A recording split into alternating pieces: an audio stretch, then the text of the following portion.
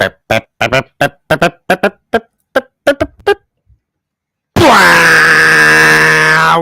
is happening, you guys? And welcome to another episode of the Finn's Tailgate. I am your humbled host, El Capi Maitan. And tonight on the tailgate party that will never stop, never, even after I'm gone, you'll still have these to go back and watch. We peel back the onion layer a little bit on some DC jobs, some guys, some candidates, some people being asked. There's some stuff rumbling around on the Lamar Jackson front in camp. You'll be seeing the stuff that I put on Twitter. For some of you that don't follow me, I'll get into that. And you'll see, as you can call me whatever you want, but it'll come out more and more and more. Yeah, we'll get into some of that too. Also, the Bills. I mean, let's be real. The Bills never had a shot that whole game. They chased the whole game. I mean, it was pathetic. Josh Allen, what a poor winner this guy is, and just a poor sport. I mean, the one rushing touchdown that he had, the guy's constantly picking fights with D linemen because he knows that if they retaliate to his quarterback aggressions, how the NFL has it, whatever. I just don't like the guy. He's just a poor winner and even a poor loser in a poor franchise that is poor McPorenstein. So is what it is. You could say, well, you got one further than the Dolphins. That don't mean shit because the reality is you're the team and franchise with maximum expectations. I mean, everybody picked the Bills to not just go to the Super Bowl, but win. They can't even get to the AFC Championship game with the money and the everything, the expectations, the no more building. It is time to win. They just continue to fall short again and again and again. Also, they're now having a little bit of disgruntledness with Diggs throwing his tantrums, which I expect. He don't like to lose. I appreciate that in some players, but poor sportness, running off the field, leaving the locker room before everybody. I guess if you know yourself, it's best to just leave. McDermott, McDirtbag, just losing the locker room. The questions will start to mount. Can he can build a good team, but can he win the big one? Can he get the big games won? Same thing about Allen. Now, it becomes more of what they can't do rather than what they've done. We'll get into more of that. Guys, make sure you're hitting the like button. Subscribe if you're new. If you're watching on Facebook, Twitch, or somehow Twitter that seems to never want to link up anymore, please come over to YouTube and subscribe here on the network and become a member. Hit the join button, guys. Become a member of the Finn's Tailgate family. We have 3 different levels. You can choose in which way financially best supports you. You can become an amigo, you can become a familia, or you can become the MVP. But partake. Also, guys, make sure that you are subscribing to the network and checking out all the amazing content we try to provide. Starting with myself with the Finn's Tailgate, coming at you all the time, anytime, every time. You got Lou doing the Rabid Dolphin rants coming at you. You guys can also count on color commentary with the morning time and coffee and a cup of color, as well as the late night color commentary. You got the Dolphins debrief shorts coming at you from DTA. We appreciate those, the updates. Also with the super late night going to the West Coast international crowd, reaching you Dolphins fans far and wide. You got late night Exhale with Ali with another banger last night on Saturday. You guys can always count on Ali to be there for you on Saturday nights. Just bringing the takes you really want to get into. He'll also have some recording segments from the Broken Takes as well. Cash App, Venmo, some of the best ways to support the channel. You can also support with the link in the description for Fanatics. New seasons, new gear. Show the world what it means to be a fan in 100% authentic gear. Fanatics, officially licensed everything. So a link in the description for all of our great TFTG merch. All kinds of good stuff. Friggin' everything. Yes, everything. Blah. Also, guys, we are partnered with Backroom Collections, and you can get 10% off using offer code #TFTG to find all your original type of just goodnesses. Go check them out, guys. Hit the website, take a look. They got some awesome stuff, one-of-a-kind gear. Again, one of the great ways to support the program is becoming a member, and the memberships are much obliged. Also, guys, you can support through donations through the super chat. It's the best way to get your comment read. Gonna be putting some polls up today because I got quite a bit of poll questions to ask everybody. But before I get in there, thank you, everyone, for making it to the program. I hope you guys are hitting the like button. We got about 100 of you watching, and I'd appreciate that likes to goes to the sky. I see Barry up in this mud. Jay, Rodgers, or is it Roger? Roger, not Rodgers. Ooh, and we'll get into that too. A little bit of chitter chatter, pitter patter on the Aaron Rodgers situation. Will the Green Bay Packers be willing to field trades? And the rumblings are beginning about them moving off. It's not unlike the Packers to get off of their franchise quarterbacks. They've done it, and it's a perfect year for them too, as they, really had a back year as far as production goes and what they usually do. It'd be the perfect time. The fans are ready to get rid of Rodgers. He's too expensive. Yada, yada, yada. They blame him for a lot going on there.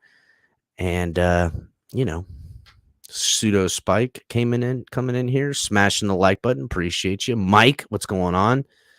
Cantina. J.M. Santos. I see you, Jay.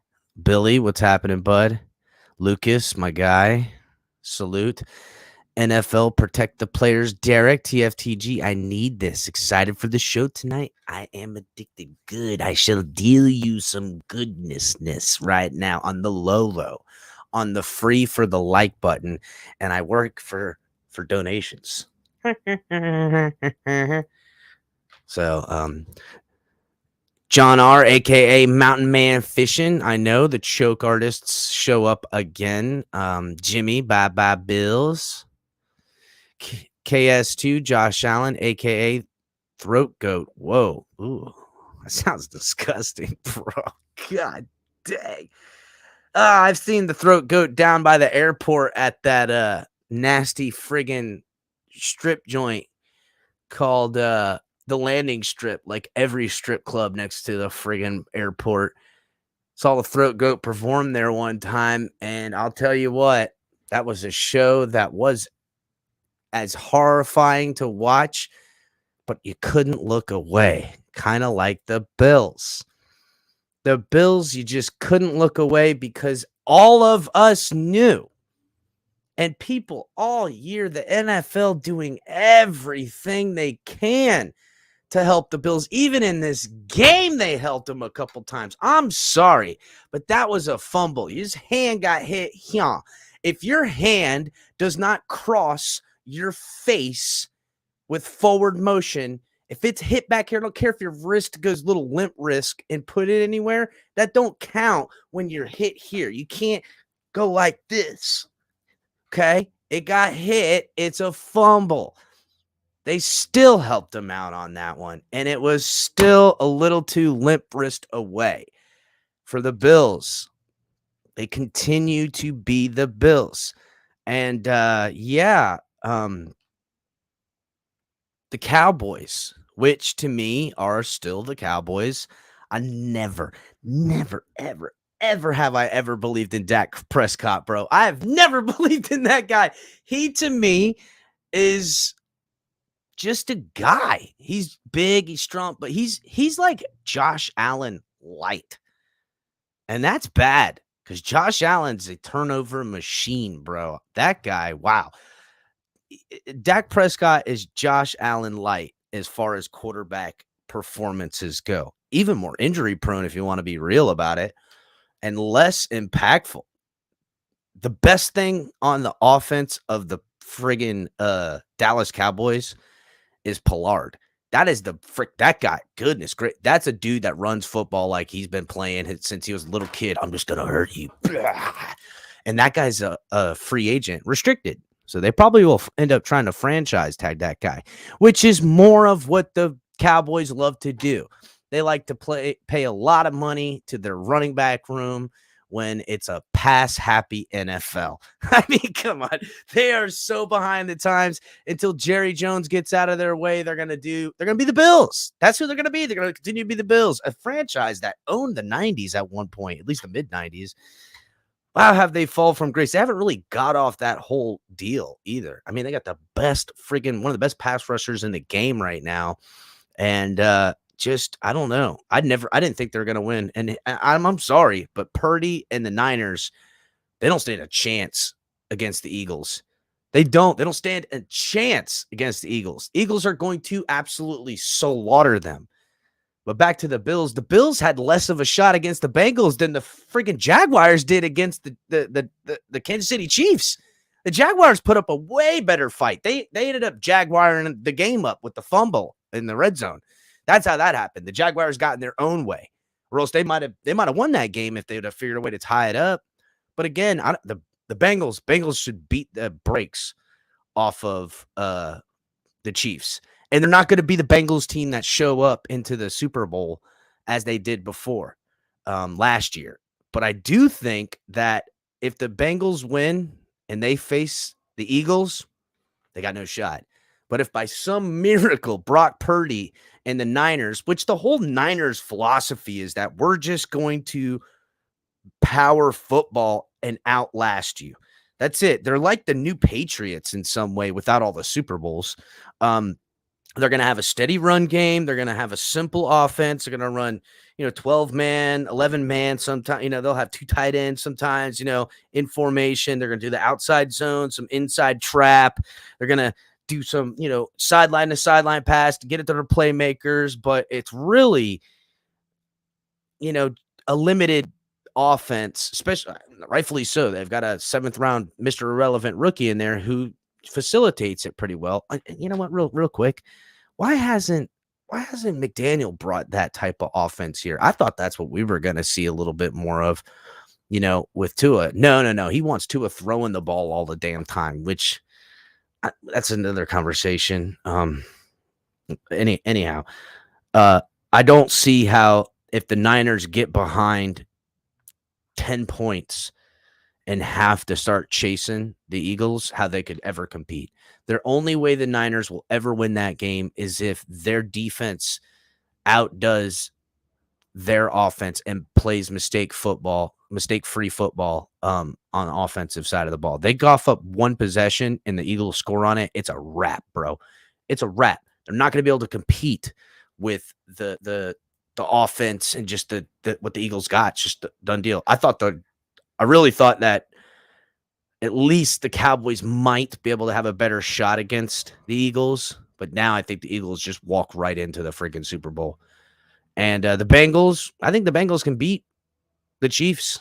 Don't forget Mahomes is a little banged up. Yeah, they've got weapons on offense, but their defense ain't gonna stop that Bengals offense. It's gonna be a shootout. What a show that AFC Championship game's gonna be. I don't think it's gonna be as great of a show.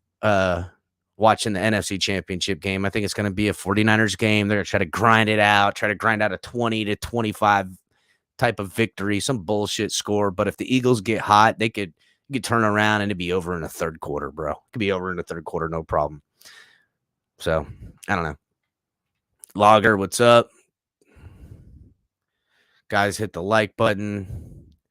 Michael K., I'm glad to see you came here, bud. A lot of people were wondering where Mark was going to be. I don't know if Mark made it in here yet. We'll see. Guys, make sure you guys are hitting the join button. Make sure you guys are hitting the like button. Make sure you guys are subscribing to the channel. Everybody, everywhere, thank you.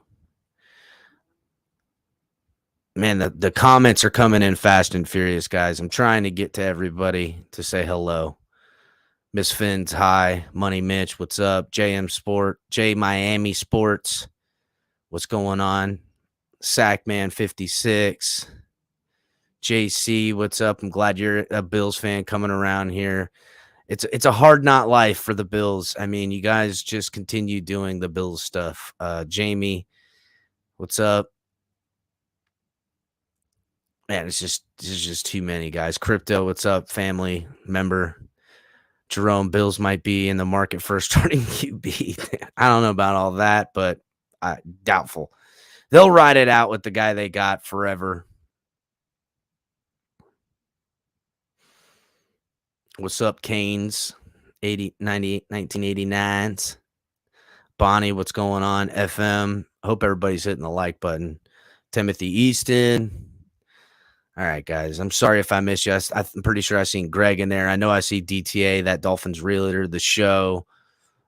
Color been in this somewhere, creeping around. The truth. Bills defense worse than the AFC. Yeah, honestly, guys, it really just comes down to that offense that they run. That's the pro style offense that the Bengals run, and it's the type of offense I wish the Dolphins would run, or run the type of offense that the Niners run. But you know what? Run the offense that wins. How about that? Skylar net time. El Capitan. Any rumors on the Dolphins? So there is rumors. There is some things. Dolphins have already requested a couple of interviews with some coaches about the defensive coordinator position. I'll get into that. And there's also, what's up, Ali? There's also a couple of other candidates that I expect the Dolphins to reach out to. I know everyone wants Fangio. I do too, but people forget Fangio is a brash kind of guy. He's defensive guys. They play with, they're more rough around the edges. They play more with the heart. The other thing, it's not all methodical. It's not all thought. It is, but it's all repeat. Practice makes perfect, execution, and then it's about explosiveness and just downright tearing bitches' heads off. That's what it's about on defense. And when you can do that and play fast, it's a good defense. And usually guys that are like this are, wound up a little bit. You know what I'm saying? So with Mike McDaniel's whole laid back attitude type of thing, I don't know. Also, if Fangio comes in here, I don't necessarily see him as a Mike McDaniel guy. I see him as a guy that is sitting, waiting in the wing, and will run the defense all on his own, which would probably serve McDaniel the best. But it also, McDaniel in the back of his head, and I don't care what anyone says, has got to be worried that if he doesn't do a good enough job, it'll be Fangio's job waiting in the wing. So, either way, I would like Fangio. I like the idea, plus the idea of the defense that Fangio would bring is the one that we are switching to. We are coming away from the hybrid back-end defense that, tries to have lockdown corners and pays all the money in the back end, and that's where, you facilitate. You don't really care if a quarterback's back there 5 seconds because you're trying to pick off footballs. Anyhow, that's not the identity of this defense. It's going to be all the allocated funds are to the front four, and we want to wreak havoc. We don't want quarterbacks to get comfortable, and I kind of like that. I like any defense that wins the trenches, personally. So I'll take that. There is, John, there is something about the D-line coach from the Niners. Couple of these people. That's what there's a lot of them. So I have that list as well. I'll get into that. I'll give you the full defensive coordinator list of available people that are going to be getting calls about the DC jobs. These are a lot of D-line coaches, linebacker coaches, assistant head coaches, yada, yada, yada. These are the people that are ready to move up the ladder or have been either head coaches in the past or defensive coordinators in the past, but have taken a step back because of whatever reason and are ready for another shot to be in there. But let's before we get into that conversation, let's talk about how much of a poor sport Josh Allen is. This guy, I mean, he's gonna get his comeuppance one day. One day he's gonna, get that little push shove into a defensive lineman that ain't gonna play his nonsense, ain't gonna care about the roughing the passer hit after getting ejected, whatever, by bodying his big ass. Okay, this guy, every time I watch a Bills game, when Josh Allen crosses the line of scrimmage with the football as a runner, after the play is blown dead, he has got some kind of physical contact to have with another tackler, whether it's a linebacker, a safety, or a defensive lineman. This guy is constantly trying to just be a total asshole, and I don't know how people ain't bodied his ass already. I gotta be real. Like, this guy drives me nuts every time I see it because he knows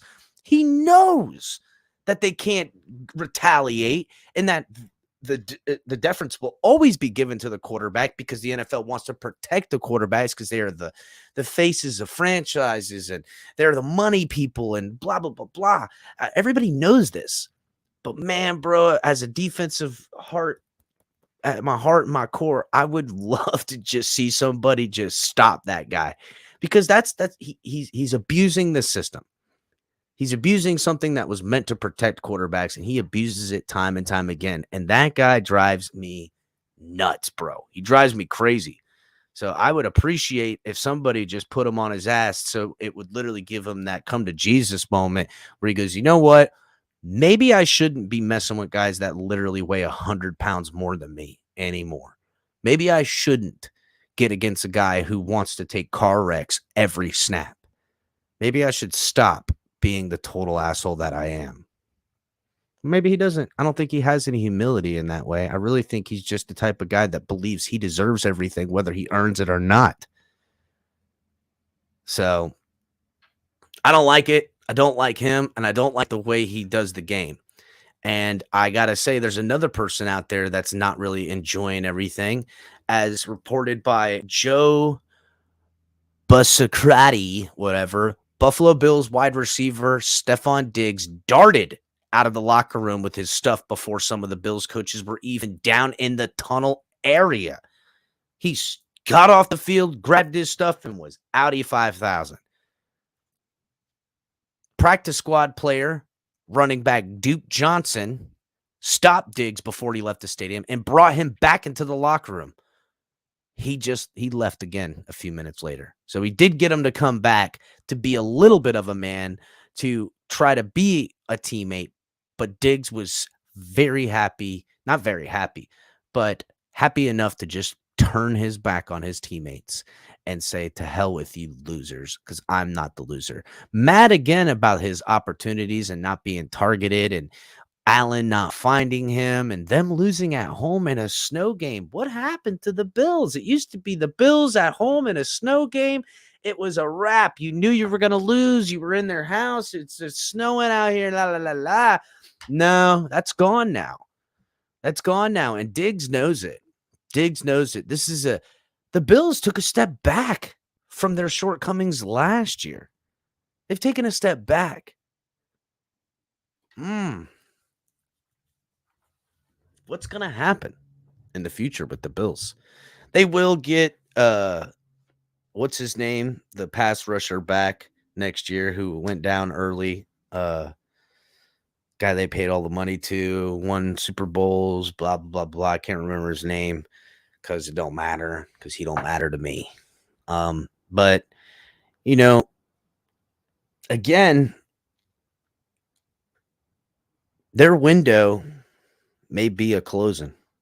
It could be. Now, maybe not.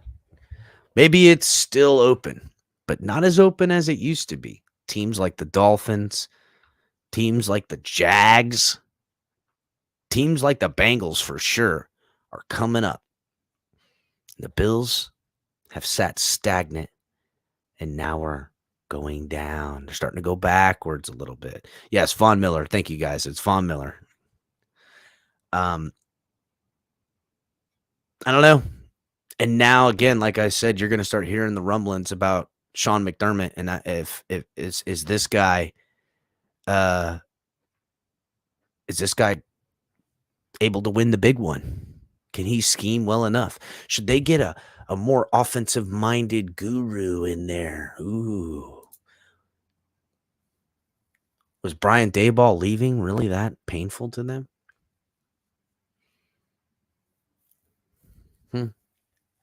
I don't know. Lot of questions now, and the Bills will have a lot of looking at themselves to do this offseason. Cray in the membrane. Guys, everyone hit the like button, please. We've got like 150 watching. Haven't even got 100 likes. Want everybody to hit the like button right now if you haven't. I'd really appreciate it. Thank you very, very much. So, yeah, there's and who knows, maybe Dorsey gets a head coaching opportunity. Maybe he jumps ship and takes an OC job somewhere else. I don't know. Things could change for Buffalo. And they've done well to stack their team with talent. I think they really reached for answering a lot of problems with the Von Miller signing, which then bit him in the ass as he went down. So I know scorpion stings. Like, hit the like button, bro. I'm saying, like, it's like the literal easiest thing you can do. Come up here, you hit the like, and it helps everything out so much.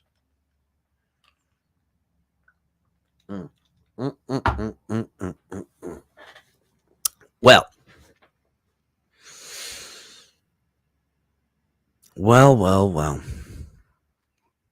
So, yep, the Bills. Yeah, y'all may have gotten one step further than the Dolphins, but you handled your business at home barely beat the Dolphins with a third-string quarterback, with a rookie head coach that's in his first head coaching role, offensive fucking whatever in the playoffs. With a third-string backup, I mean, you guys should have won that game. The Dolphins losing to the Bills in their house was what was supposed to happen. But according to everyone else, it was the Bills that was supposed to win the Super Bowl. It was them who aren't doing what they should be. Now, the excuses can come around, kind of like Chris Greer made for the Dolphins with injuries, which injuries to me is not an excuse. It's a reality in football, and I don't like what Chris Greer said about, this is the most injuries we've had since 2017. I don't give a shit about that. Don't tell me about that. I don't care. That sounds like an excuse somebody wrote on a piece of paper for you to read when someone asks you the question. I don't want to hear it. But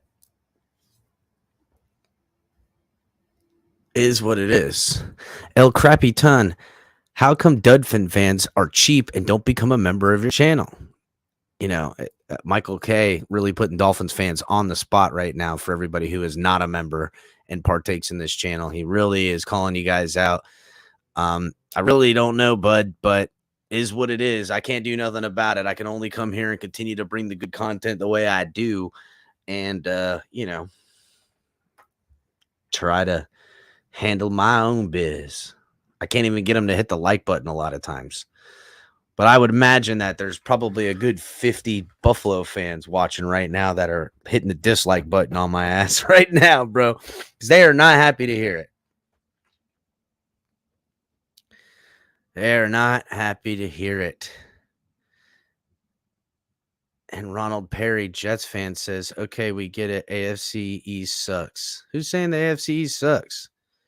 I get that you're saying that as a Jets fan. That's what you would love to friggin' put on it, but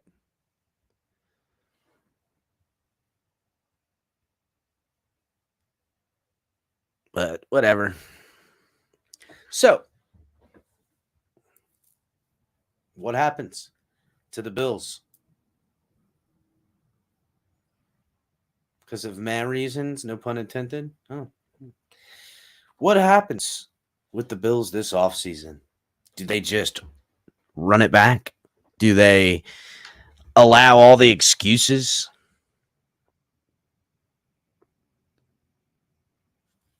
Yeah, I think they will. They'll talk about how, you know what, we get healthier and we'll do better. I've heard that before. I've heard that of my own team. Whatever.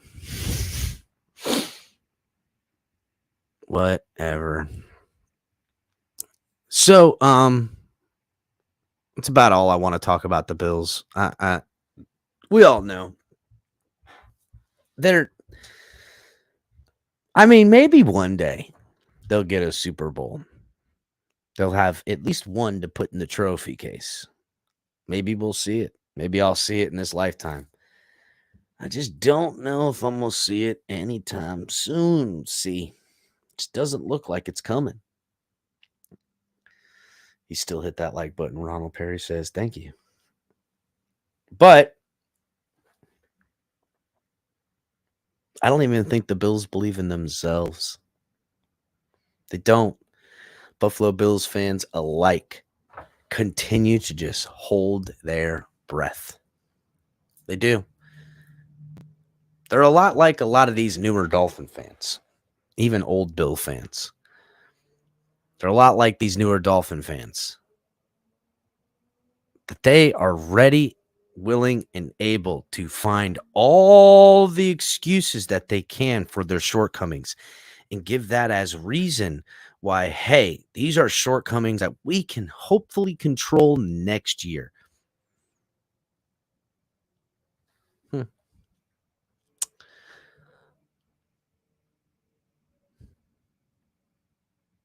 Sounds like loser talk to me. Sounds like second place. Sounds like participation trophy. Sounds like bullshit. But I expect nothing less. Never do. Not from poverty types of franchises, which is why listen, Dolphin fans, it's why I give you this whole spiel right now for the last 35 minutes on take a page out of the Bills franchise, Bills fandom, and understand when you make the excuses for our team's shortcomings, you will find yourself in the same cycle of shittery. That's right, shittery, which is definition, a cycle of shit that the Bills continue to find themselves in. When you stop accepting excuses, willing and able to give that, to say, well, wait a second, this is the reasons why we didn't do it. It sounds like loser talk, bro. It sounds like Bills talk. This ain't a Bills station. At least this show ain't. Maybe one day there'll be a Bills show around here. I don't care. I'd enjoy the content. It'd be laughable to me. I would enjoy to celebrate the failures. I would enjoy to celebrate the blunder. The Bills with the most beautiful blunders in NFL history.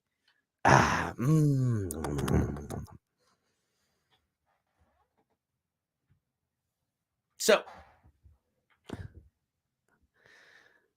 just a wee bit. Just a wee bit. All right, let's turn the page on a little something real quick. Okay? We're going to turn the page on a little bit of defensive coordinating candidates. Some of the names that are showing up on all the lists for everybody. And Ali talked about this a little bit last night, but I figured I will just go ahead and a little bit too. Sean Desai, Seattle Seahawks assistant head coach. He's a top candidate. Dolphins have already requested a little talky poo with him. Another guy, Ryan Crow, Tennessee Titans outside linebacking coach. DeMarcus Covington, New England Patriots defensive line coach. Christian Parker, Denver Broncos defensive back coach. Jaquad Manuel, New York Jets defensive back coach. Patrick Graham, Las Vegas Raiders defensive coordinator. Bobby Babich. We're not getting Bobby Babich from the Bills linebacking coach, are we? I hope not. Not Bobby Babich. I know that's not how his name is said, but that's how I'm going to read it. Aiden Dirty. I'm torturing these names right here, but I'm enjoying it. Dallas Cowboys defensive line coach. Vic Fangio, top of the list. Dolphins have already requested to speak to him. Former NFL defensive coordinator and head coach. Eric Henderson, LA Rams defensive line coach / run game coordinator, which that guy serves a little bit of double details on that. Gerard Mayo, New England Patriots inside linebacking coach. And then another guy who probably will be a D coordinator next year is Brian Flores, Pittsburgh Steelers defensive assistant. That is the official name. These are the names that you're going to see pop up. There's also a couple of other guys that haven't popped up on here that I'm going to go into that are some candidates that that either the Dolphins have already reached out to, or the word on the street is that they are going to reach out to. And some of these guys they haven't reached out to yet because the reality is that they haven't gotten out of the playoffs yet. A couple of these Niner guys. So let me go through a little bit of the list here. The first one topping the list, as everyone would imagine, is Vic Fangio. He's an Eagles defensive consultant right now. When Mike McDaniel arrived in South Florida last February, it was widely speculated and reported that the first-time head coach sought out Fangio as his defensive coordinator. Instead, he retained Josh Boyer, Fangio, who had just been fired from the Denver Broncos head coach position, spent the 2022 season as the defensive consultant for the Philadelphia Eagles, which defense has looked fire this year. A year later, Fangio, who's 64, still checks all the boxes as a defensive running mate for McDaniel, who calls the offensive plays. He's a longtime defensive coordinator who has seen as the godfather of the two high defense concepts that have sprouted all over the league as counters to the offensive explosion in recent years. Outside linebacker Bradley Chubb, whom the Dolphins traded in November, had a Pro Bowl season in 2020 and a career-high 12 sacks as a rookie in 2018 under Fangio. Fangio has reportedly interviewed for the Atlanta Falcons defensive coordinator opening, which Atlanta Falcons, Miami Dolphins have somebody on the team that will play with them. Riley Jones, kind of know that guy. Also, the Dolphins, have one hell of a defensive line, which I know Fangio just got to be licking his chops, especially when the Dolphins re-signed Christian Wilkins. Sean Desai, Seattle Seahawks associate head coach. If the Dolphins don't pursue or strike out on Fangio, they could opt for one of his top proteges. Desai, 39, is regarded as one of the brightest young minds in the NFL. He got his start in the NFL as a quality control coach for the Bears in 2013, was retained through a pair of coaching changes, eventually elevated to safeties coach in 2019. In 2021, he was named the defensive coordinator, becoming the first person of Indian descent to become a coordinator. Ooh, I didn't know that. That's awesome. Despite injuries to key players, Chicago's defense was rated 13th by Pro Football Outsiders efficiency metrics. Desai wasn't retained by Matt Eberflus after Matt Nagy was fired. He spent the past season as the associate head coach of defense with the Seattle Seahawks. An Ivy League graduate, he earned his master's degree from Columbia. Ooh. Desai is also described as a great communicator and a detailed teacher. This is a guy that I could see fitting in beautifully with Mike McDaniel, especially if the two find some sort of kinship with each other.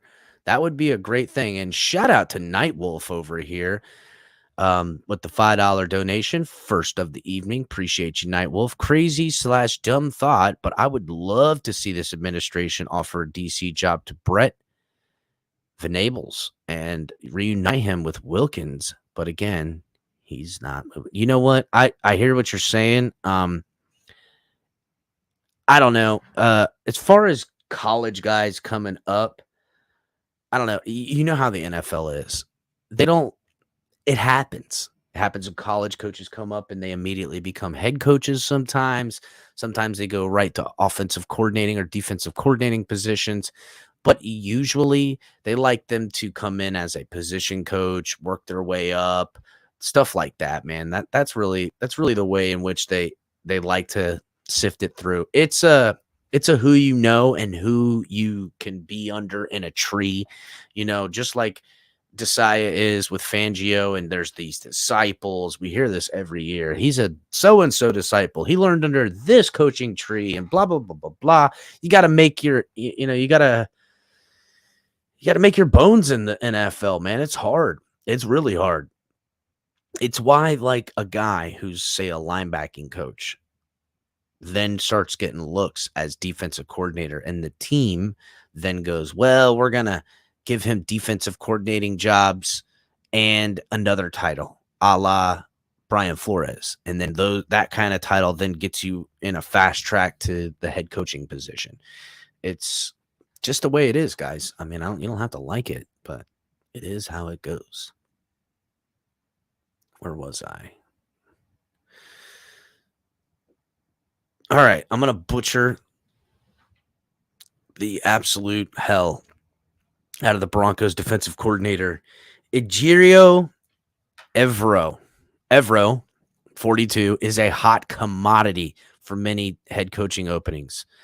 He has been requested to interview for all 5 vacancies, including Denver. And if the Broncos next head coach does not retain him, Evero is expected to be heavily pursued for defensive coordinating vacancies. Evero was offered the interim role after Nathaniel Hackett was fired, but he opted to stick with his defense in his first season in that role. He learned under many notable defensive minds. See what I'm saying? This is how they build what they are. It's not just that he was the defensive guy this year for the Broncos, which it was pretty much an only defensive team, and they kept them in every game for the most part. But then when they talk about why he has worth, they go into this sentence. He learned under many notable defensive minds. And here what they include: Fangio, Don Campers, Wade Phillips, and Raheem Morris, and led the unit that ranked 3rd in yards per play, 5, and 10th in Football Outsiders efficiency metrics. So, again, I'm going to butcher some more of these names. The defensive line coach from the 49ers, Chris Kukire. I don't know. He's in his 4th season as an assistant with the San Francisco and overlapped with McDaniel, who was with the Niners from 2017 to 2021. Kokurik, 44, has been the defensive line coach on a college and pro level since 2016 and is now overseeing one of the best defensive lines in San Francisco. Last September, McDaniel said his favorite position is edge and the defensive line. Quote, they dedicate the terms of the quarterback is able to play on and establish the line of scrimmage, while the Dolphins have spent the past few seasons investing significant capital in their secondary, hiring could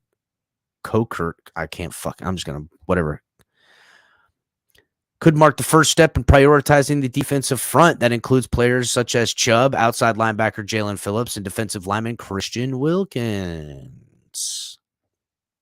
Another name being popped around, another possible candidate that we'll probably see the Dolphins reach out to is Aaron Whitecotton, the Jets defensive line coach. Whitecotton just completed his second season as the Jets defensive line coach. He was previously an assistant defensive line coach for the Niners in 2020, working under New York head coach Robert Saleh and overlapping with McDaniel in San Francisco.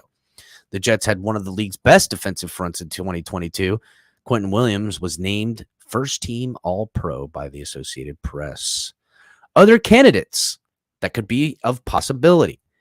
Some other names we didn't really talk about is Austin Clark, the Dolphins defensive line coach. Maybe they promote from within.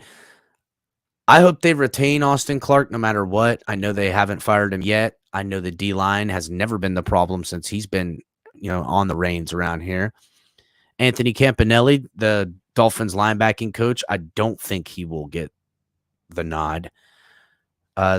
Jets linebackers coach Mike Ruttenberg is somebody who may get a look, which I would rather go with Austin Clark than him. Jerome Henderson, the defensive backs coach for the Giants, nope. Vance Joseph, Cardinals defensive coordinator, thank you, but no thank you. Joe Woods, former Browns defensive coordinator.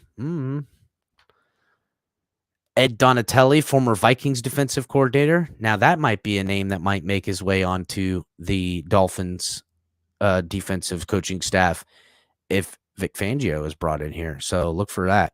And Steve Wilkes, the interim head coach for the Panthers, which Steve Wilkes to me could be a very helpful guy because he's got a little bit of, had the interim head coaching. The Panthers defense has always been pretty decent. And if you brought him in here with a guy with a little bit of head coaching experience, it could really settle things down on the defensive side of the ball. This is a candidate, Steve Wilkes, that would be good as a fallback type of guy. If you don't get Fangio or the guy from Sean Desai. That's, to me, Fangio and Sean Desai are the top two candidates, but who knows? Desai may get a head coaching job, which is a real possibility. There's a couple of teams. I think there's 5 vacancies right now. So we'll see where and who comes up in those vacancy positions. I don't know. A lot of retreads, a lot of stuff happens like that. So we'll see how that goes down. Let's see. Let me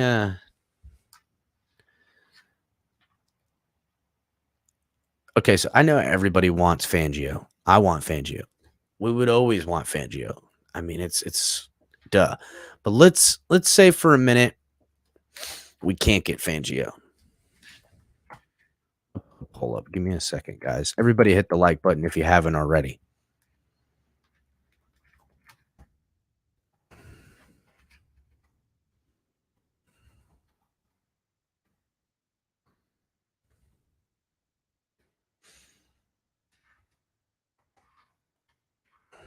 Go ahead and put these names up in here.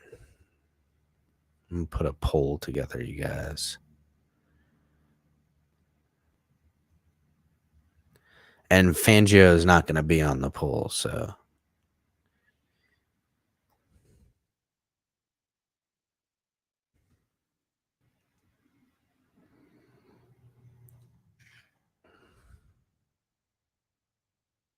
Let's see.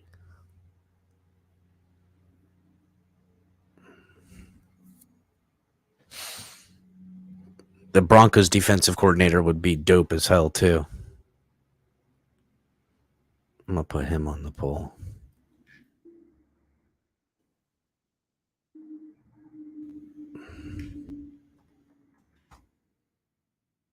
His name is weird as hell.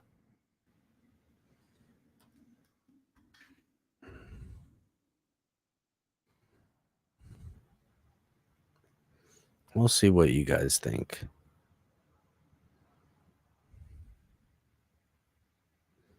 of these candidates. Tell you what, we'll all need to learn how to say these guys' name.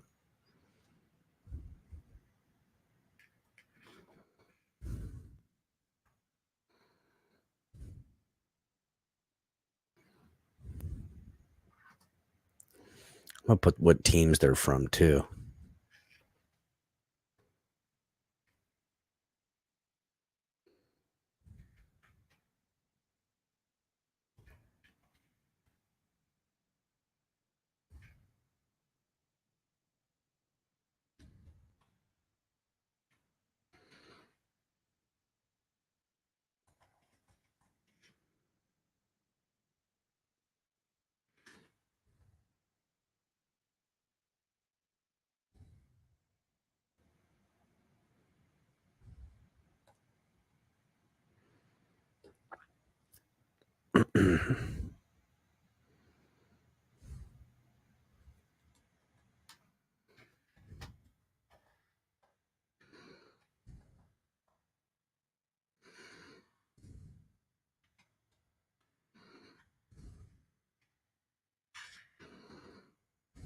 All right.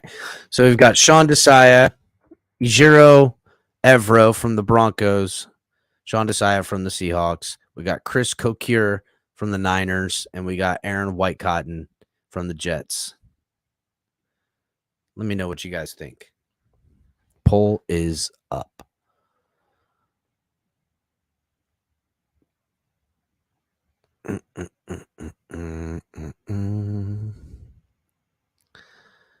Let me know what you guys think. We'll let the poll ride for, 30 minutes or so. We'll see. Everybody needs to hit that like button. Dan the Man, salute, buddy. Triple S Podcast. What's going on? Bryson, I see you, buddy. I want a vet coming in. McDaniel needs someone to lean on. You love Lovey to the Broncos? I don't know. You'll love Lovey or Broncos? I mean, listen, I like Lovey Smith. I don't know why he gets so disrespected in this league. It's a sham to me. It's sad, but he does. Everyone, make sure you're hitting the like button on your way in. And as we're rolling up to the 1 hour mark, guys, make sure you guys are checking out all the great content we have here on the network. Starting with myself with the Fins Tailgate, El Capitan. You got the Rabid Dolphin Rants with Lou coming at you.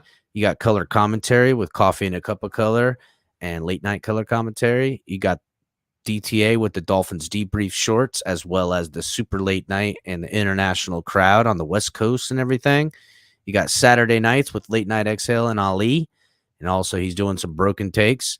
We'll have some Shake Money stuff coming out for you, and we'll have some Roach with some Jags Junkie coming out for you here directly as well, guys. Cash App, Venmo, the Fins Tailgate. Make sure you guys are supporting the channel. You guys can also support by hitting the link in the description for Fanatic.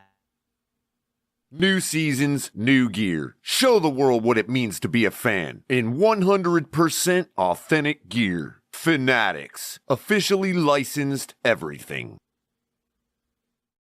There's also a link in the description for all of our great merchandise. You guys make sure to check it out. We've got some hats, we got some shirts, we got some hoodies, beanies. Get yourself the TFTG flag and represent.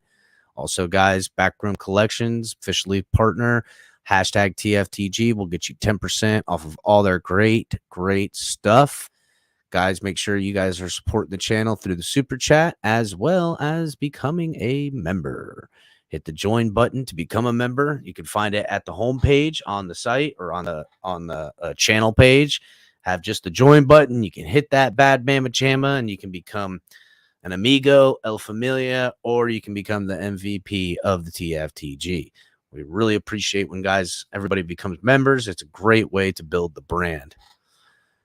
So, I see a couple of you guys watching on Facebook. If you guys are watching on Facebook, Twitch, and Twitter, best way to interact with the channel and the people on the channel and the chat is to come over to YouTube and subscribe over here on YouTube. I see you over there, Dolphin Winners, Fins up from Philly. Man, Philadelphia, you're behind closed doors over there, man. They're on their way. Sean, what's up, Lovey Smith, DC? If we can get that. I mean, look, I would like Lovey Smith. I don't know. I guess temperamentally, he would be great with McDaniel, but I don't know. I just wonder if the game is kind of passing Lovey Smith up, honestly. Like, I don't know. No, Dan the Man. Broken Dreams, Broken Tablets t-shirts yet. I don't know if Fanatics made it yet. But we got some really good stuff coming out. New season, new gear. That's right. We got some new stuff coming out with the channel here in the next so close future, guys. Like, we got some real stuff we're working on in the back. A lot of good stuff. Anthony says, Chris, I thought the guy I like from college because position coaching experience in the NFL, Matt Hudson, Patriots. I mean, look, Matt Houston. I mean, look, there's lots of good guys that are in college that can, have had NFL experience. But I mean, really, we want a guy who is somebody. You're going to look for one or two things with McDaniel. You're going to want to pair him with another young guy that's going to take identity, that's going to be like the perfect friendship type deal where he speaks the same language as McDaniel, a guru for the defense with a guru to the offense, and they could sit there and they can game plan off each other, and in practice they can come up with great schemes. When they're watching the film of the opposing team, he could say, look, this is what they're doing on offense. They can bounce ideas off of each other. Or you go the other route.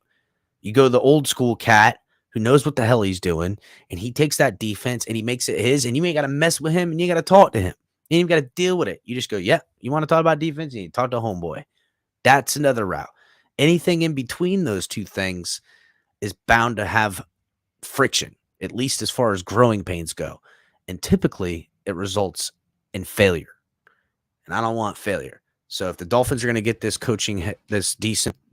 defensive coordinating coaching job correct, they're going to need to find someone that is literally going to be, skipping, holding hands with Mike McDaniel as far as this team coaches, or he's going to need to find somebody who's like, I don't give a shit what you do on the offense. I got this defense. Don't worry about it. Anything in between of that is going to be a failure. So we will see who this person is. So that is yet to be determined. Right now, the 49ers line coach is crushing it. I don't think you guys have done your homework. I think you guys are just thinking, hey, Niners coach, Niners guy, bring them in, they'll be friends. Maybe you're right. That Sean Desai to me is kind of the guy, or the Evero. Evero would be my choice if I could get him. I don't think we're going to be able to get him. No, I don't think he's going nowhere. All right, so let's get on to the little bit of stuff that I talked about on Twitter. And I'll go ahead and just read exactly what I wrote. And I get you, there's plenty of you guys who are on Twitter and that you just hate me and hate when I put out what I hear from the reliable sources that I have, from the ones that tell me things that I vet pretty decently, and that I do everything in my power to find if they're just bullshitting me or not. And I'm sorry, but my Lamar Jackson source has been ironclad, vetted, and confirmed for when I do talk about him. So it was a 3-part tweet because it only allows so many characters, and I'll start with it. It says, rumblings are being talked about in relation to Lamar Jackson and the Ravens. I'm told, per source, and I open quote because this is what I was quoting, Lamar Jackson will not sign any paperwork that'll make him a Raven next year. That's the end quote. Unless it's the biggest fully guaranteed QB contract to date. There's real talk about, and I open quotes again, this was something else, a non-inclusive tag, end quotes. A suggestion from Jackson camp. This was suggested from the Lamar Jackson side of the equation, that he would be interested in signing the non-exclusive tag to allow him to field offers. And I said this in the rest of the tweet, which allows Lamar to field offers from other teams, and the Ravens can then match the offer. But if Lamar decides to go with the other team, the Ravens will receive 2 first-round draft picks for their troubles. This is the likely scenario that will take place. with Lamar getting another knee injury now in back-to-back seasons that cost them the remainder of the season, Ravens organization have lost all leverage in a trade market. Plus, Ravens are out on Jackson. Both are ready for this divorce. Now, to elaborate a little bit of what I'm hearing in this circumstance is that the Ravens and Lamar this whole year has just been, how do I put it? They've been keeping it together for the kids, okay? That's all. They've been keeping it together for the kids. As soon as the Ravens got pretty much playoff, right there, that's when Lamar got a knee injury. A knee injury which he didn't get surgery for, but never came back. Harbaugh was very unclear about what the knee injury was, how it has affected him, and if there's surgery and what's going on. That's kind of because a little bit of it's kind of BS. They, the Ravens, and Lamar both know that they're not going to have a future. And anyone who's going to look at this medical stuff is going to realize that, yeah, Lamar's knee injury is not nearly as significant as the time he missed dictates. So for everyone who's like, well, Lamar's injury prone, he missed this, missed that, there's a lot to do with what their relationship as far as the Ravens paying Lamar, what they want out of him, and what he's willing to give them for the money he's making. And let's be real, it's about making money, and the guy has been their entire offense, and they have squeezed every bit of juice out of that he has allowed them. So, either way, this has met an end. But Lamar playing the games he has, with the Ravens also playing the games that they have, they've kind of met an end as far as what kind of trade value they can get for the guy. There's plenty of teams that would definitely give 2 first-round picks for him. But how many teams are going to give more than that for a guy who's, they can bring to the table, look, he's been injured. He's had injuries. They could totally use this on the other end of the table, losing some leverage. So rather than stirring up what did happen, the medical records, the this, the that, Lamar is willing to sign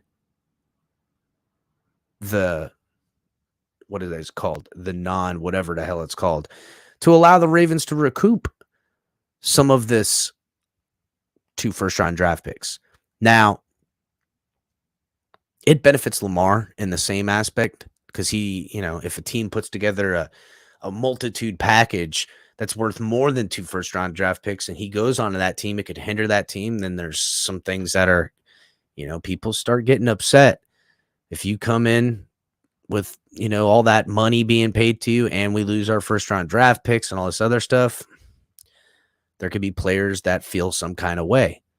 But if you show up and you're a leader and you play with your heart and lead, people don't even care about that. They're like, wow, man, I'm glad that that organization did that and brought a guy like Tyreek Hill in here. The weird thing is for the Dolphins in this scenario is that those 2 first-round draft picks. Now, granted, guess what? Doesn't matter because the 2 first-round draft picks that the team receives, they don't get this year anyhow. They get next year's. So it doesn't matter how many draft picks you got this year in that God damn, I don't know why I keep freaking forgetting what the hell it was called. Pull it back up. The non-exclusive tag. God, I don't know. It doesn't matter how many draft picks you have this draft with the non-exclusive tag because they don't go into effect till the following year, which the Dolphins do have a first round. And typically a lot of teams don't have multiple first rounds. And I'm not too sure about the exact, but I don't know if you can give both first rounds 1 year. I'm pretty sure it's a first round 1 year, a first round another year. Don't quote me on that. So shout out to Sonny with the $5 donation. Bills fan here. The Dolphins would put a better effort against Cincy than us. The Bills, to me, were pretenders all season, sadly. Wow, Sonny. You know what? I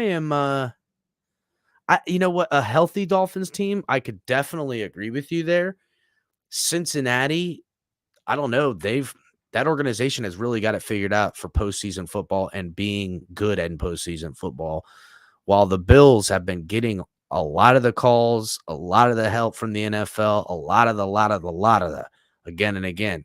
I appreciate the humility though, bud. Appreciate you. I hope that the Dolphins don't waste Tyreek Hill's years. Miami kid. That would hurt my heart, to be honest with you. It hurts my heart that they wasted Dan Marino's years. But one thing's for certain, all the players that are under big-time contract right now are not going nowhere. And if Christian Wilkins gets signed, he's another one that ain't going nowhere. And if Lamar Jackson signs this unexclusive or whatever the fuck it's called tag, God, dude, I keep forgetting it. Yeah, the non-exclusive tag. If he signs that, that is probably the best thing that could happen in a scenario in which the Dolphins would trade for him. Because the Ravens would get 2 first-round draft picks. The Dolphins could make that happen with an offer.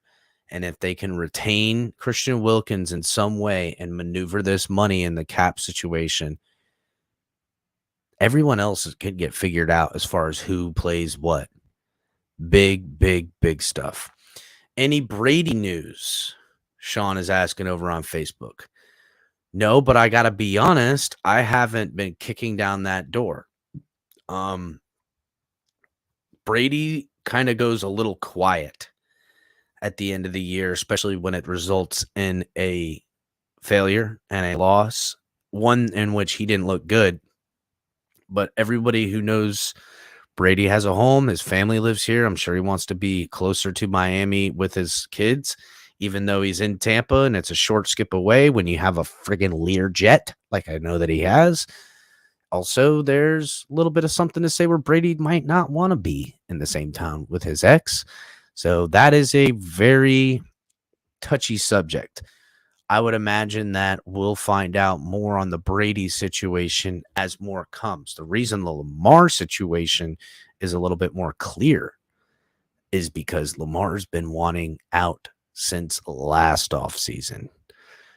And the sources have made that abruptly aware.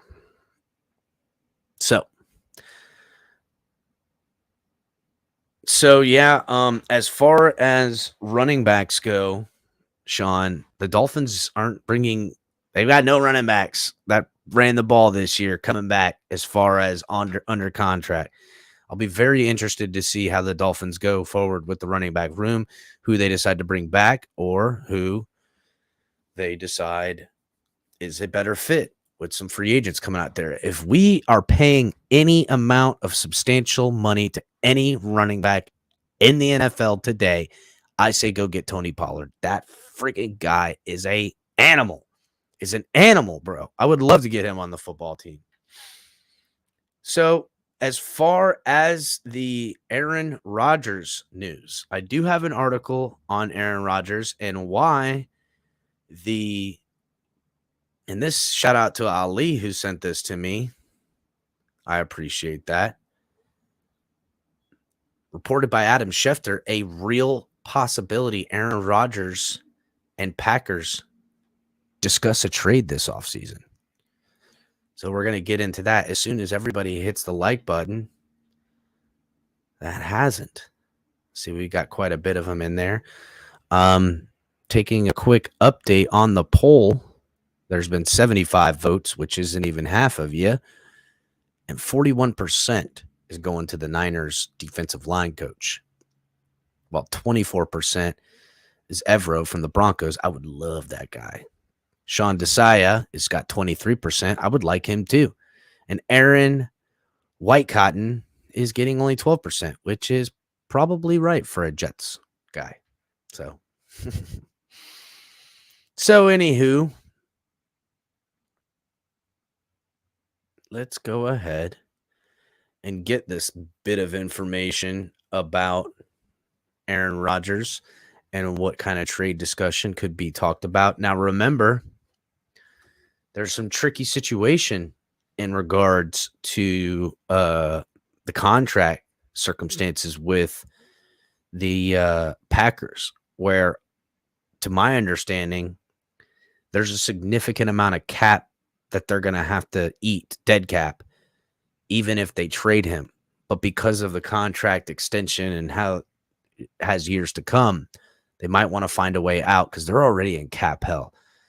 And they've got, I think it's 5 or 6 free agents that are all Aaron Rodgers guys on the offensive side of the ball that they're going to have to re-sign, which I don't even know how they can.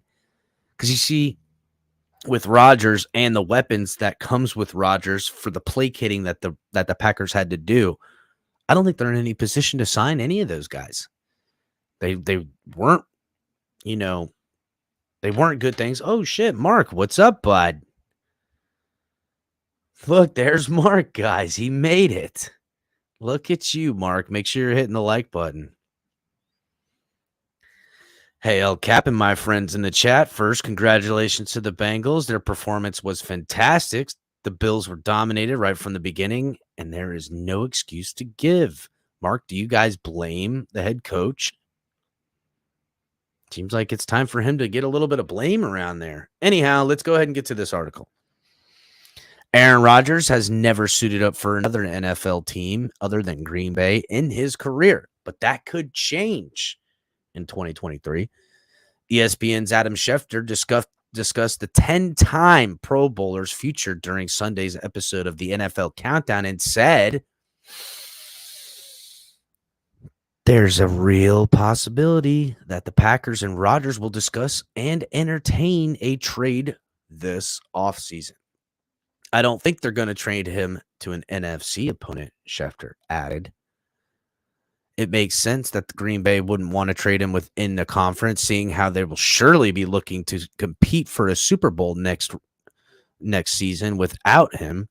Moving him to another conference would mean they wouldn't have to worry about the potential matchup in the playoffs.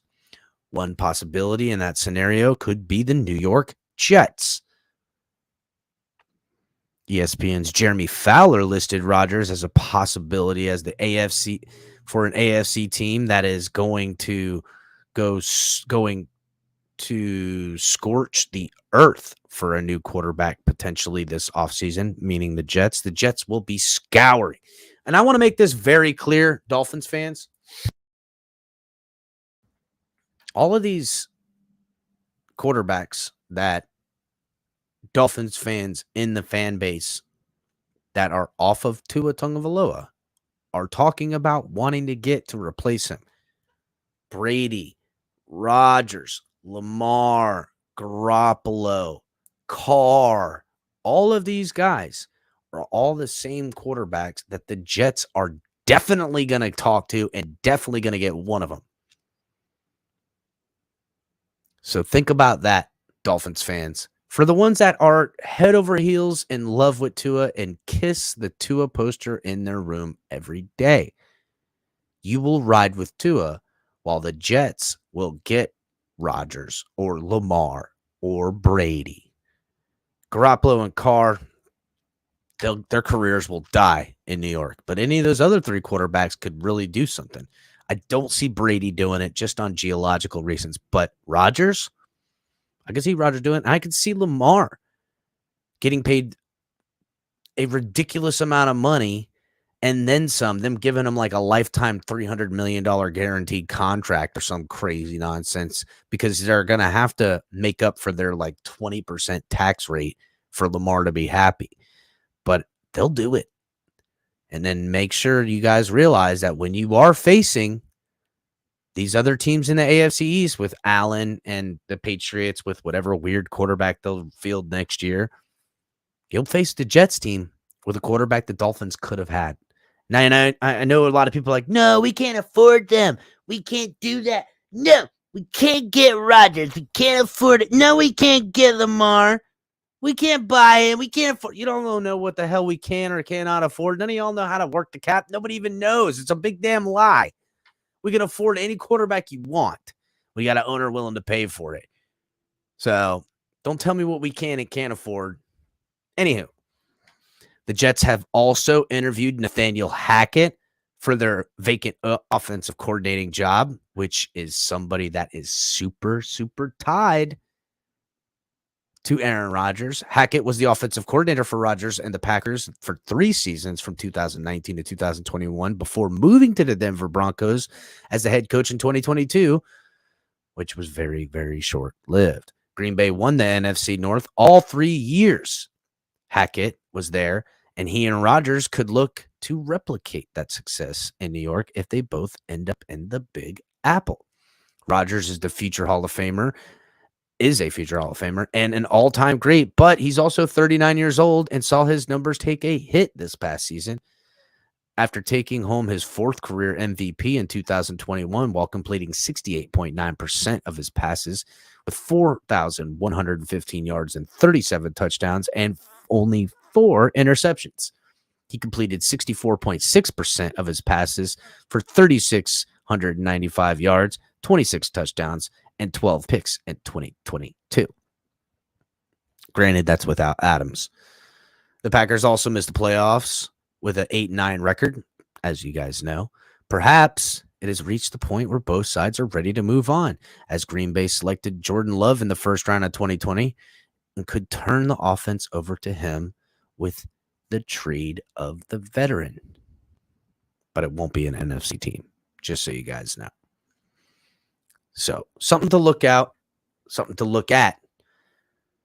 But it wouldn't be the first Green Bay quarterback to end up with their second little go-round over there. I know he went, Brett Favre didn't go straight there, but they like their retread older quarterbacks out there. And I don't know, in the Meadowlands, it's just a rough environment. But Rodgers has been, playing in the cold his whole career. He would, I just can't imagine at 39 years old, which is older than I am right now.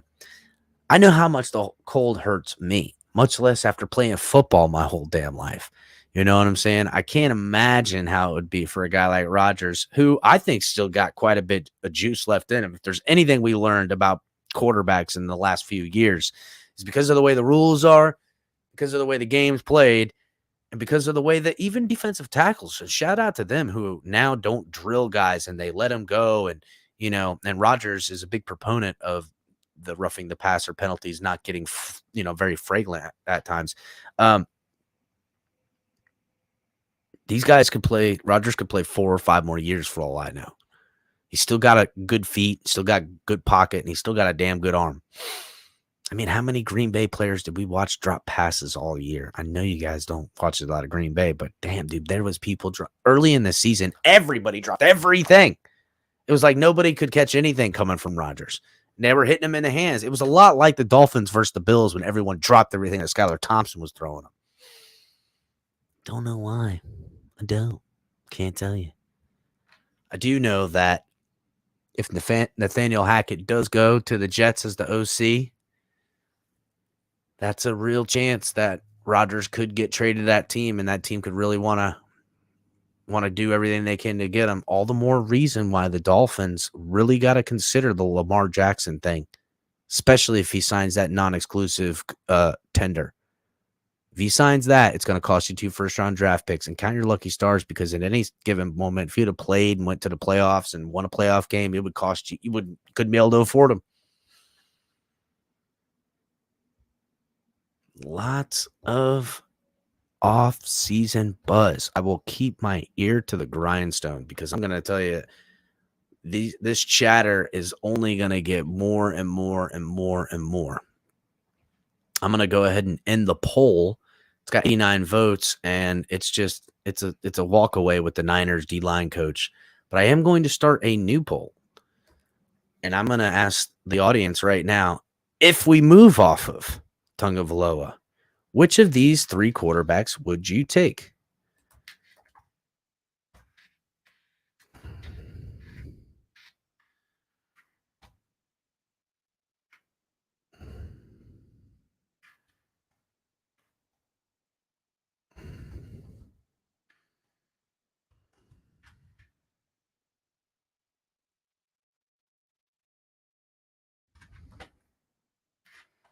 Brady, Rodgers, Jackson. So, Tua does not come back for whatever reason. Say he chooses health as the reason. Say he comes out and says, you know what? I don't want to. I don't want to take that chance. Say that's the case. And the Dolphins are forced to move off of Tua.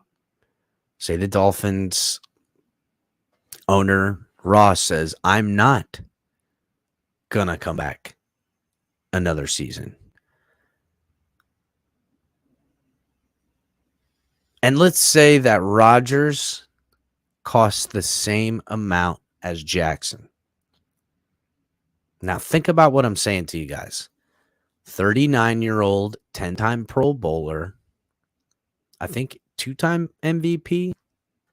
I know he's got it at least once, but multiple MVP, Rodgers, 39 years old, and he's going to make a big chunk of change.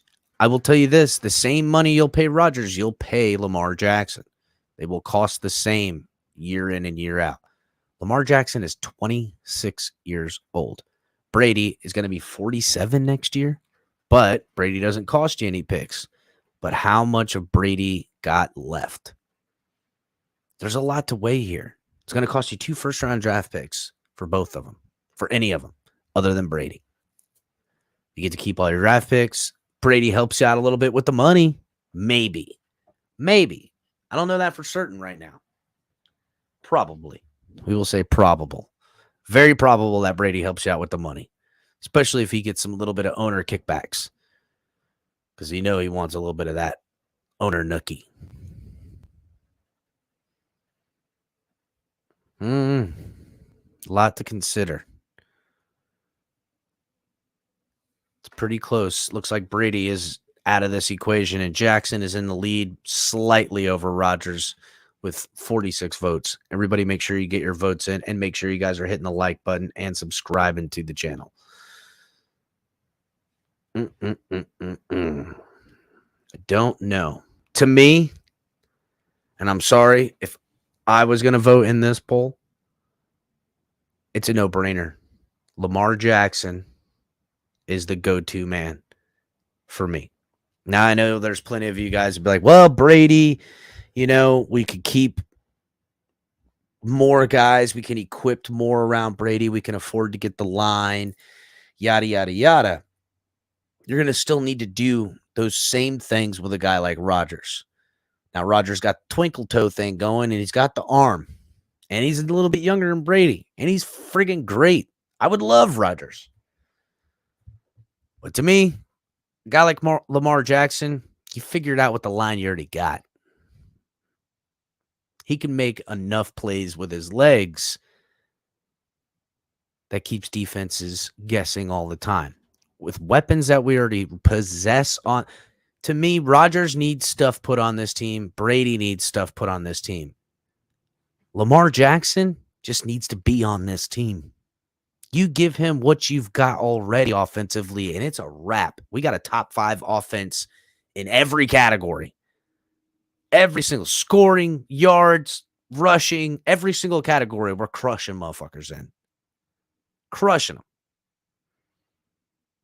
You couple that with the defense of line that I know the Dolphins are really putting all their effort into, with the pass rushing ability, you will have teams chasing the Miami Dolphins offense when they're on the field with the ball. They'll be chasing us from an offensive standpoint, trying to keep pace with points, which it'll play right into the new scheme that we're bringing around here to just straight kaput.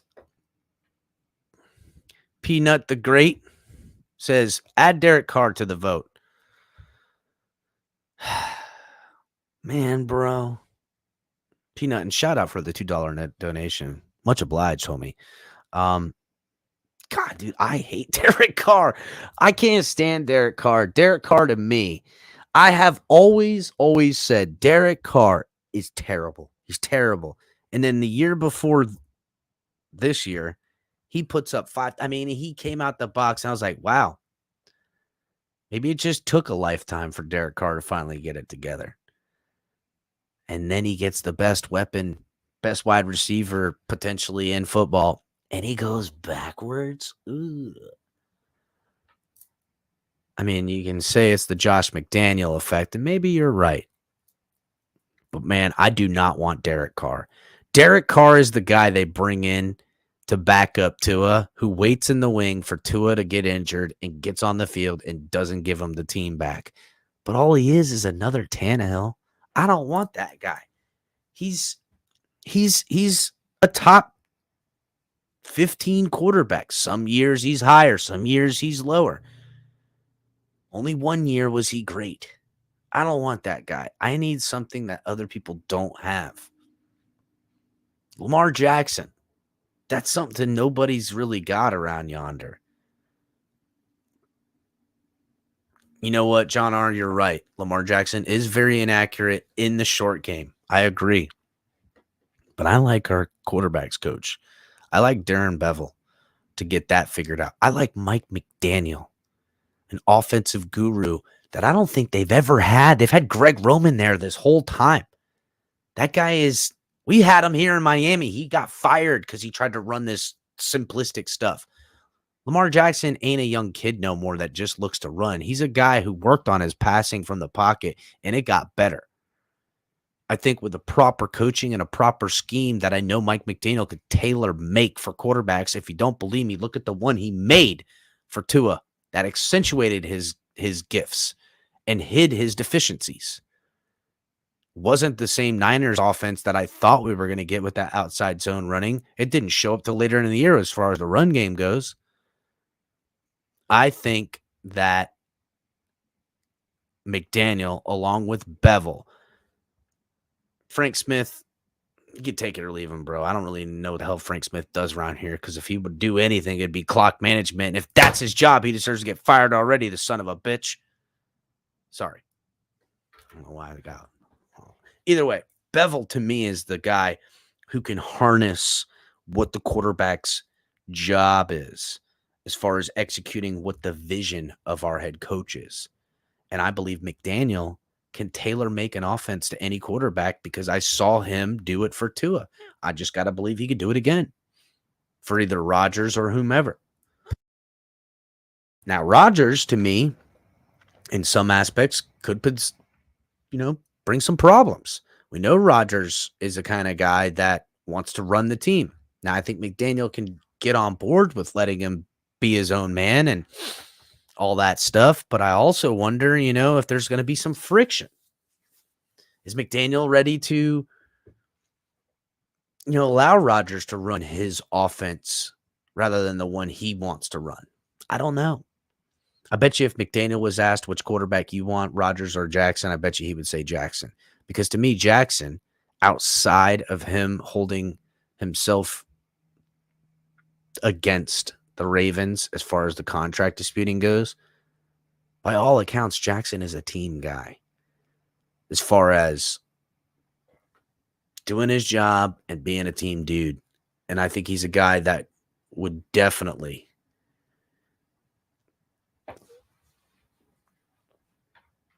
once you've given him the bag and shown all that, I think he would definitely really, but I don't know. Again, I'm waiting to hear more on that front.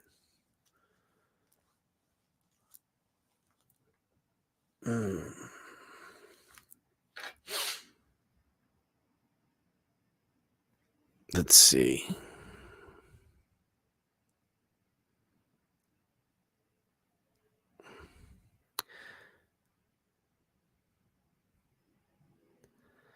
Peanut the Great says Carr, 9 seasons, has never had a top 20 defense. That's an amazing stat. That is an amazing stat that he's never had a top 20 defense. Wow.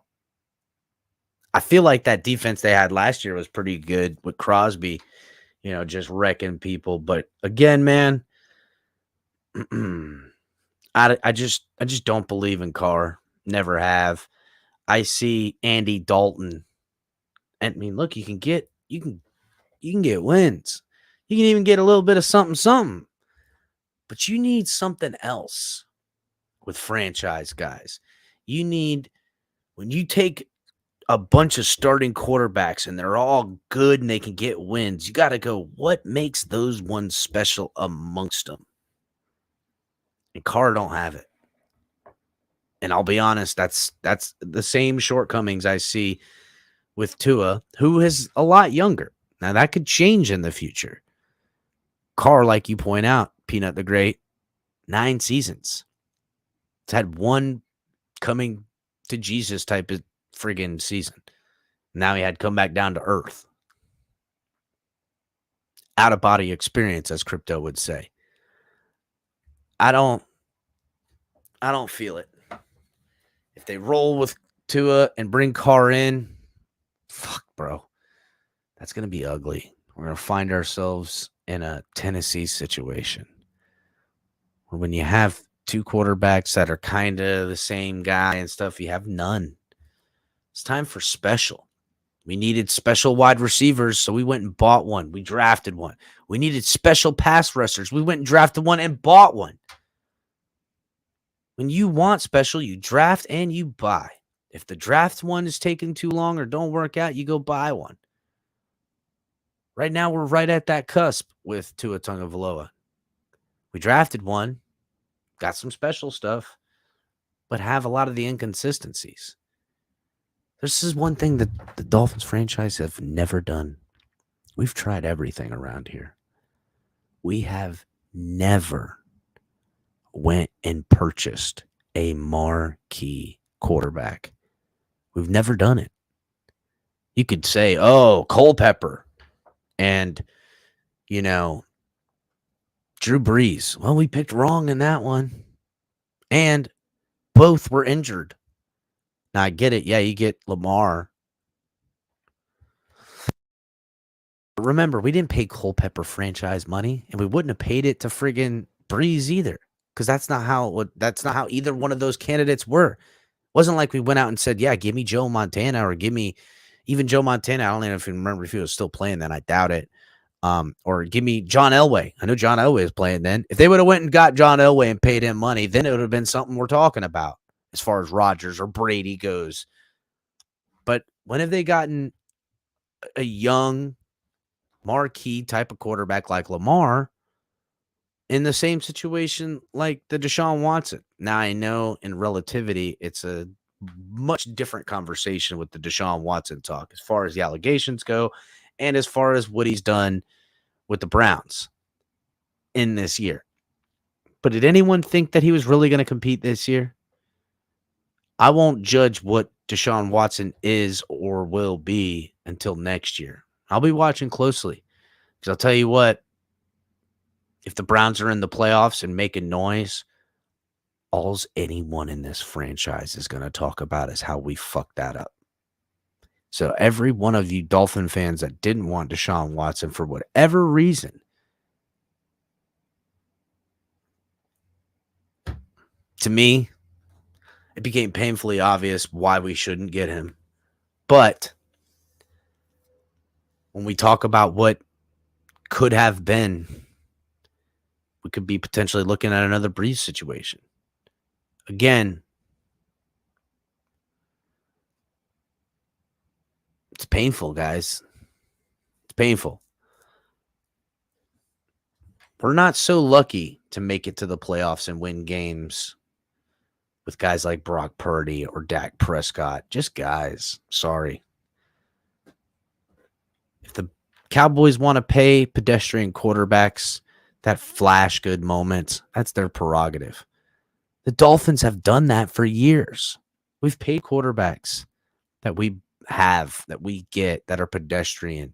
Could be something. Maybe if they just get a little bit more. I don't know. I don't know. But I do know that it is definitely something we haven't done or have tried. So it'd be something I'd be interested in seeing if they take that route. But I can't speak for what they will do because I don't know what the Dolphins franchise organization's motives are. Is the motives to win championships? Because in the postseason press conference from Chris Greer and Mike McDaniel, I know Mike McDaniel. He took the brunt of some blames and stuff like that, but Chris Greer was full of excuses of reasons why they fell short, as if having a bunch of players injured is a good enough reason for failure. You know why he feels comfortable to say that? Because y'all will give him that comfort. Having all these defensive guys down is good enough to not make it to through the playoffs and get a loss, but it certainly ain't good enough to have for a reason for Josh Boyer to not lose his job. It was enough to fire Boyer with all the defensive injuries because he failed. But it's a good enough excuse for why we didn't get any further when the defense showed up in the motherfucking playoffs at that. So riddle me this. How does that make sense? The defense showed up big time in the playoffs playing that zero blitz finally. But Boyer loses his job because he had failures in the defense. But we had so many injuries. We're healthy next year. It's bullshit. It's all fodder. It's all nonsense. It's excuses. Nobody wants excuses, bro. Reasons, yes. Excuses, I don't want them. I don't want them. No sirree, Bob. I know, guys. Letting up 34 points. That's why you got fired. Man, y'all are just so freaking full of it, dude. Y'all are just ridiculous, bro. 34 points. They gave up 34 points. That's why that happened. That's bullshit. That's the weakest excuse of all time. I can't stand that, dude. I really can't. Because it's just simplistic stats. How many times did the offense fail on fourth down tries, fail by coughing the ball up, fail by losing the position battle and going 3 and out, and puts the defense destroying the time of possession? Again, this happens all too often, man. You guys don't want to really get the context, the juices in it. The reason Boyer got fired is plain and simple. He's an easy head to chop off. You know why? Because you all want someone to blame. And he's a holdover. And they could blame him. It was an easy mark. And you all took the bait. You were willing and able. Yeah, he's the problem. Maybe he is. I doubt it, though. Plus, they switched defensive ideology mid-season. If you don't believe me, the Bradley Chubb trade solidified him losing his job. Because I'm sure if he asked Boyer, he much would have rather have taken that assets that we traded for Chubb and bought and paid a top tier DB. Because that's the type of defense he wants to run. But y'all tell me I don't know what I'm talking about. I have no idea. It's ridiculous.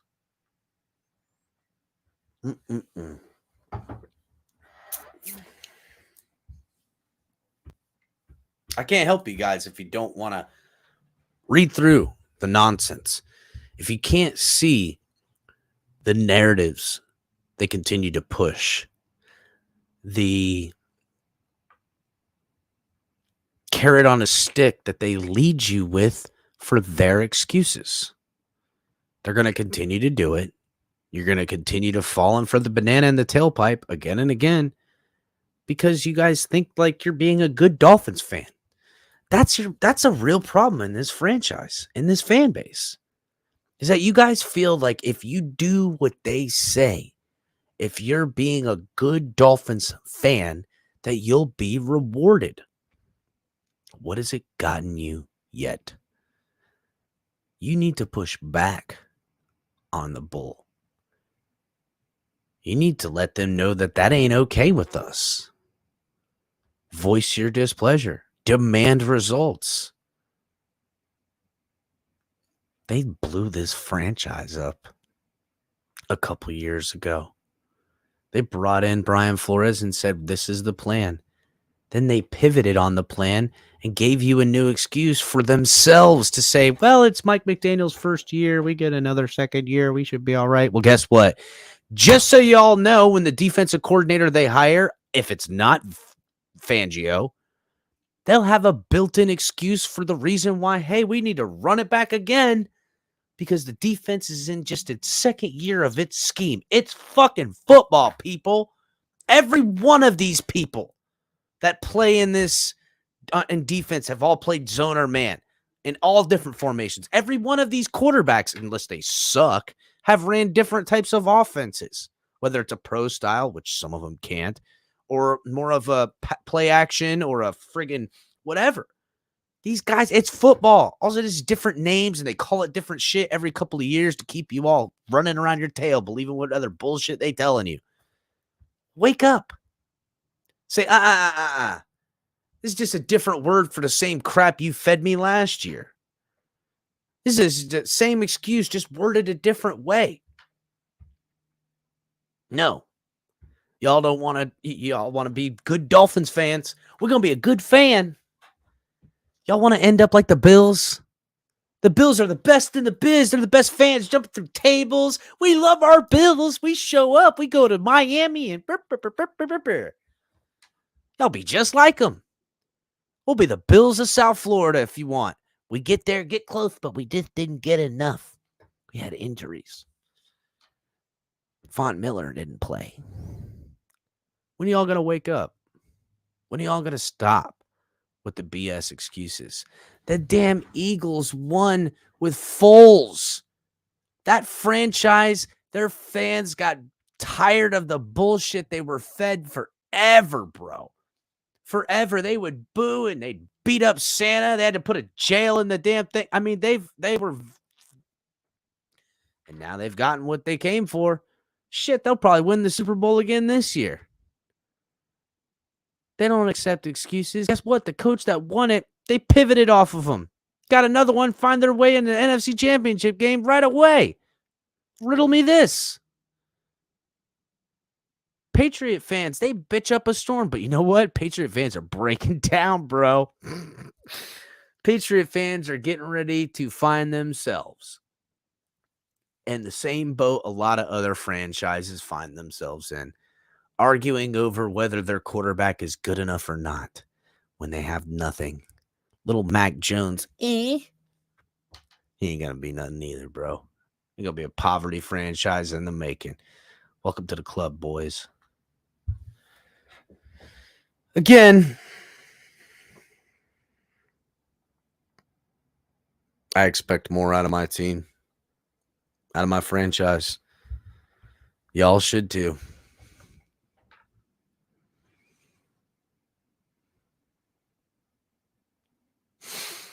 Eagles tailgate. Listen, Billy, just calling it how it is, homie. They'll return to poverty franchise. They got the ex-owner from the Marlins over there. He fixing to, whether they win it or not, he gonna pull that bitch down to the studs and sell everything. He gonna profit like a don't worry. This is not your franchise. Oh yeah, it is. It's my franchise. I'll fight to the motherfucking death for it too. Ain't nobody taking this from me. It's my team. Thank you. My franchise.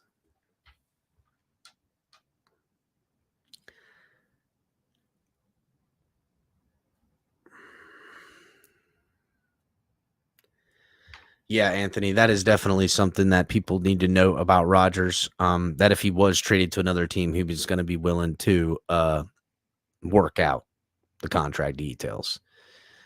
Rodgers made a lot of money. He's got to ask himself, how much more money does he want or need, and what is it really about at this point?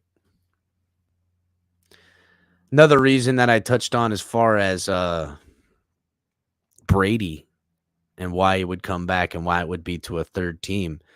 Because if Brady got went to a third team and got another Super Bowl, first of all, he'd have more Super Bowls than any franchise. And he'd be the only quarterback to go to three different teams and win as a starting quarterback different Super Bowls with different teams. That'd be a stat that we would never see broken in any of our lives. Color says, speaking reality, ain't bitching either. Bitching is accepting. Yeah, Color. I mean, listen, that's okay. Look, again, y'all keep eating those blue pills all you want. I'll try to red pill you anytime I can. I can't make you guys see the truth. You obviously haven't had enough pain and suffering to see through it yet. But hey, what can I say? We can go. Let's all jump through some tables. That'll make us feel better, won't it? Fuck. Let's put on board shorts and hater blockers and jump through some tables, and we'll be the best fans ever. Because we cheer on our boys. Fuck out of here. Pain makes some stronger. Bro, I ain't saying I ain't weak. I am strong like bull. But that don't mean I got to be a bitch about it. I call it what it is.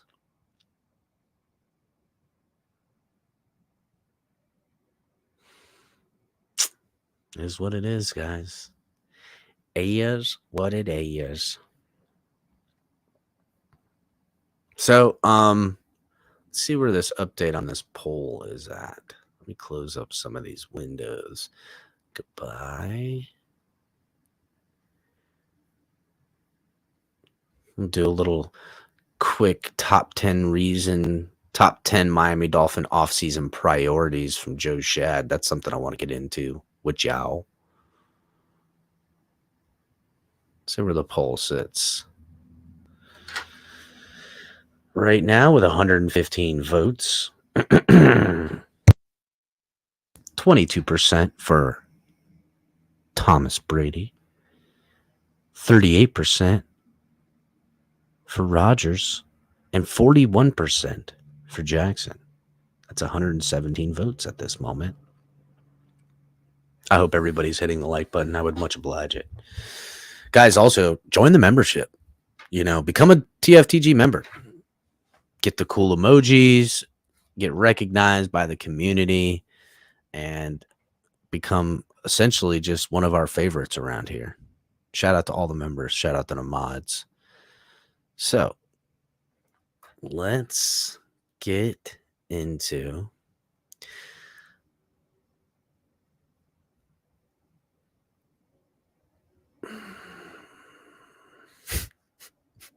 I'm just looking at the chat, man. You guys are something else. Michael K going after Ali. It's moronic comments like that.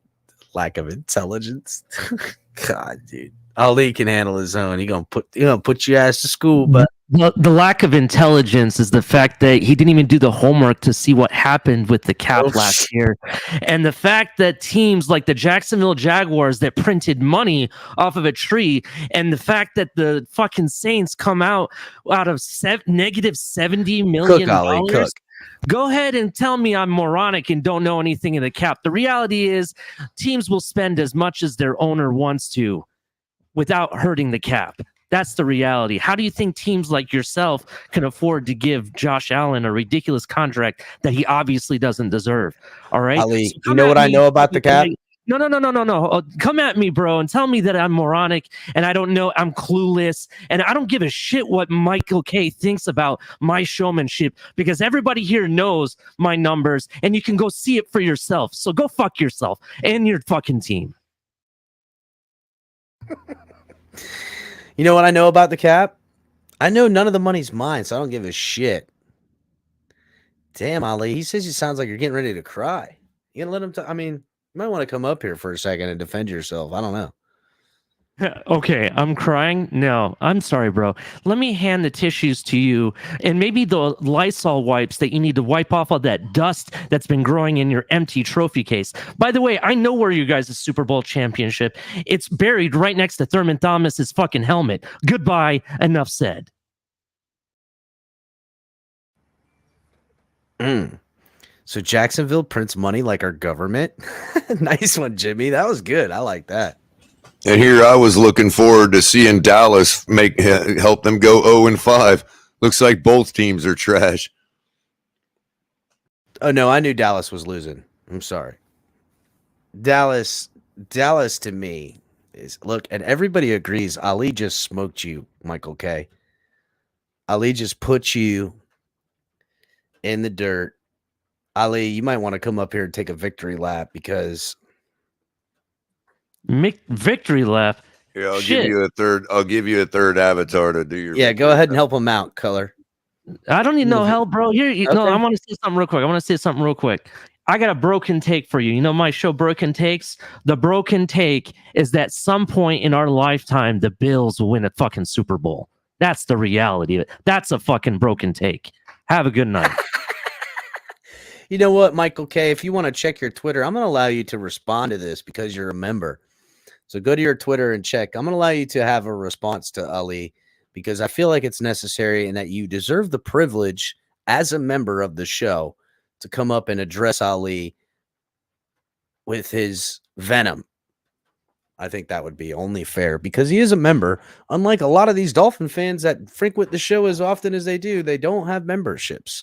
So, Michael K., if you check your messages on Twitter, you will find the link to the program. Broken takes coming from Clueless Host, he says.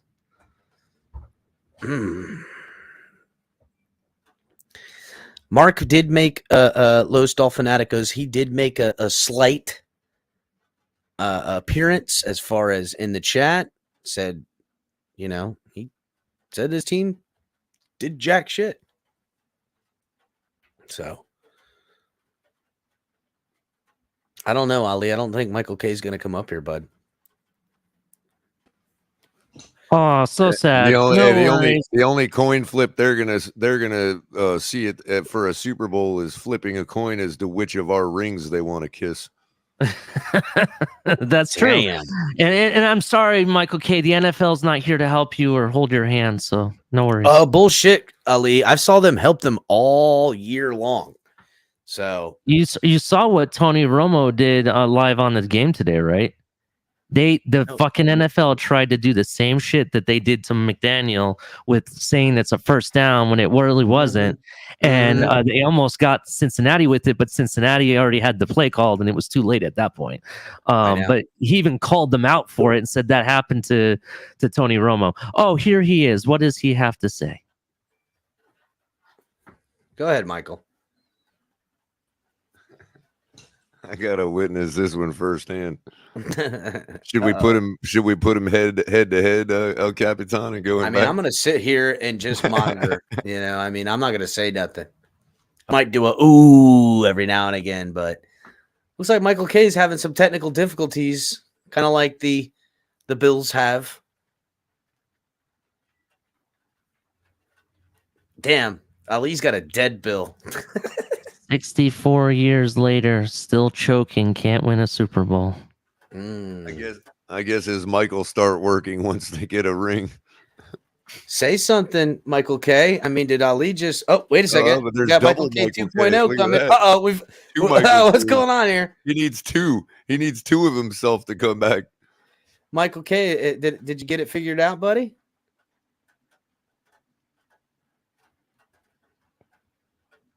Oh man, technical difficulties continue to ravage. Maybe you want to grab the headset in Josh Allen's helmet.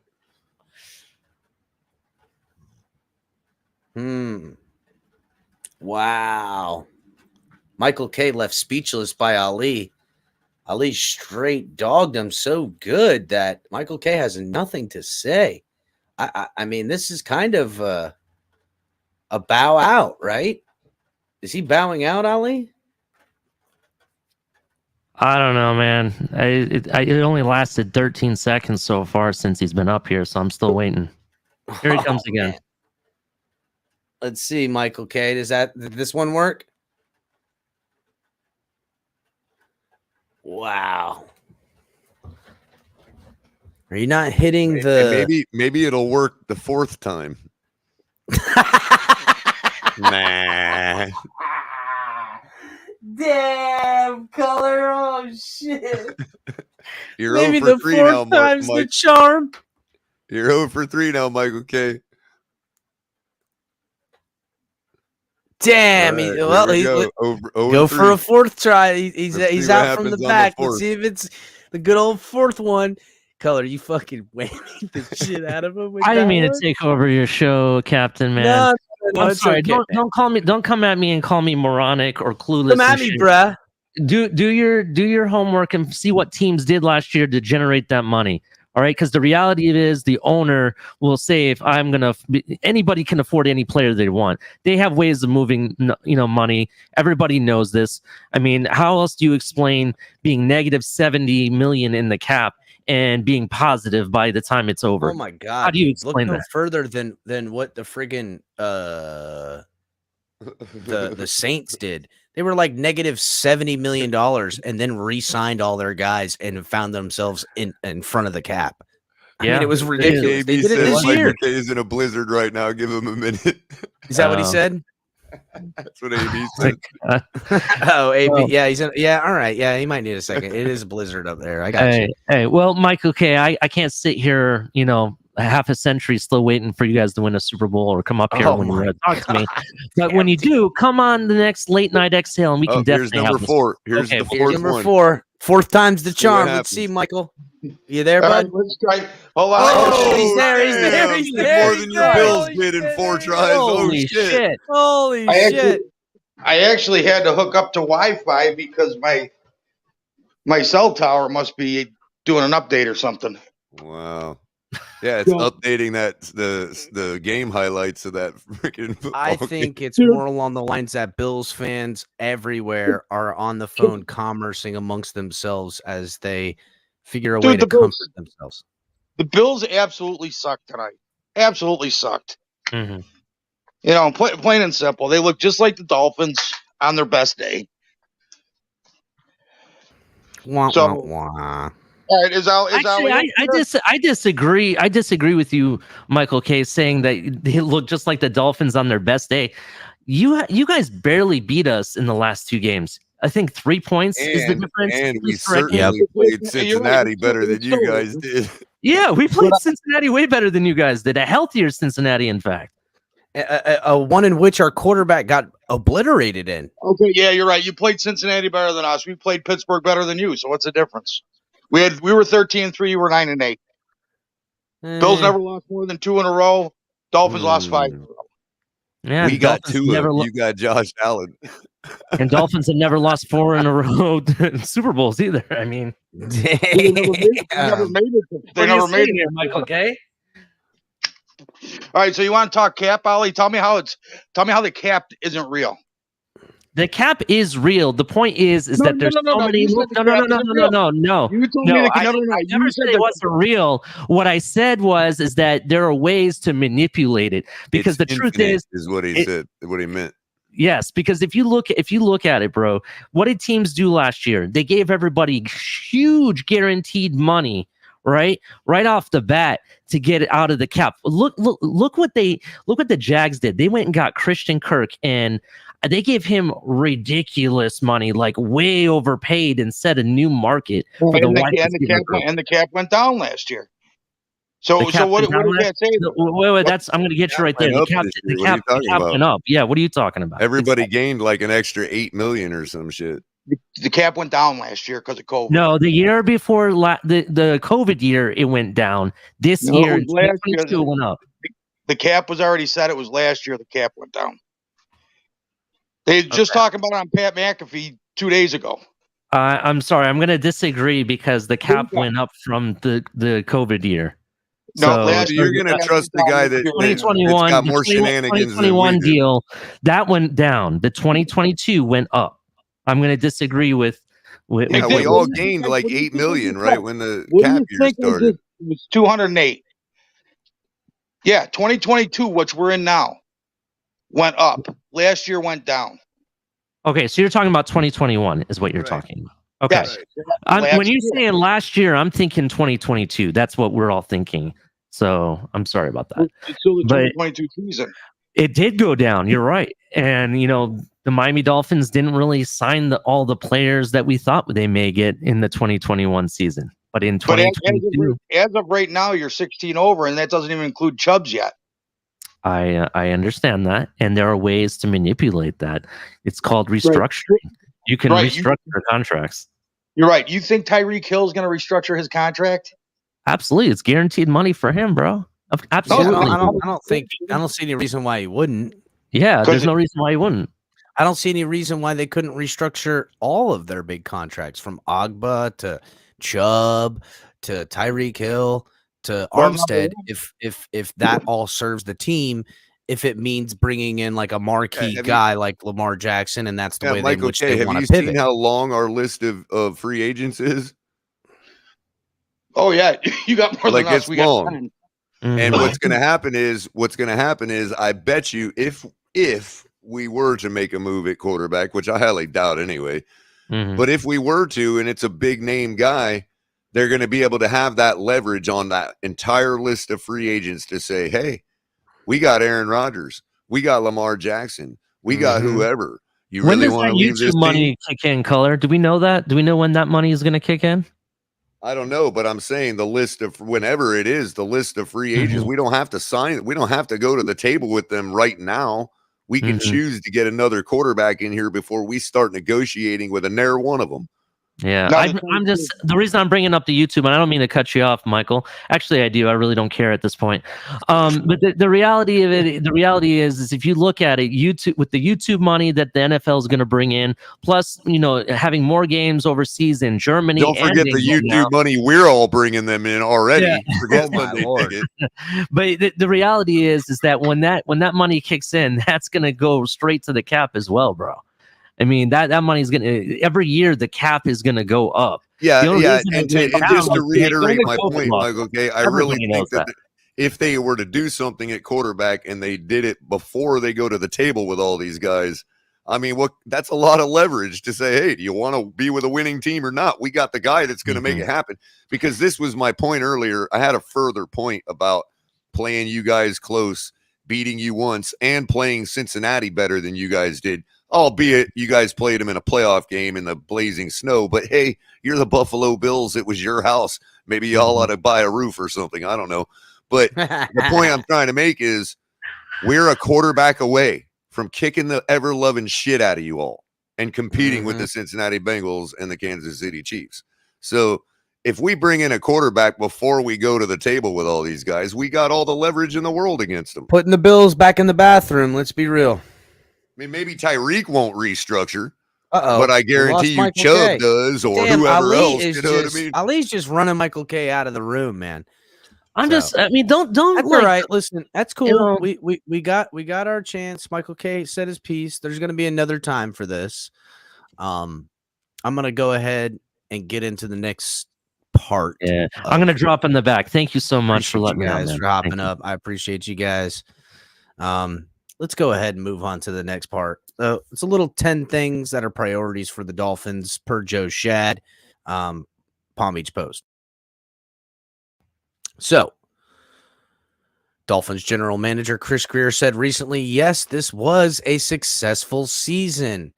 But no, he added, he is not satisfied. How can he say it was successful? I don't know. Again, and Joe Shad makes some great points in this article, which is why I pointed it out. It's a good thing Grier added that disclaimer because, yes, making the playoffs for only the second time in 14 years is a notable accomplishment for the Dolphins.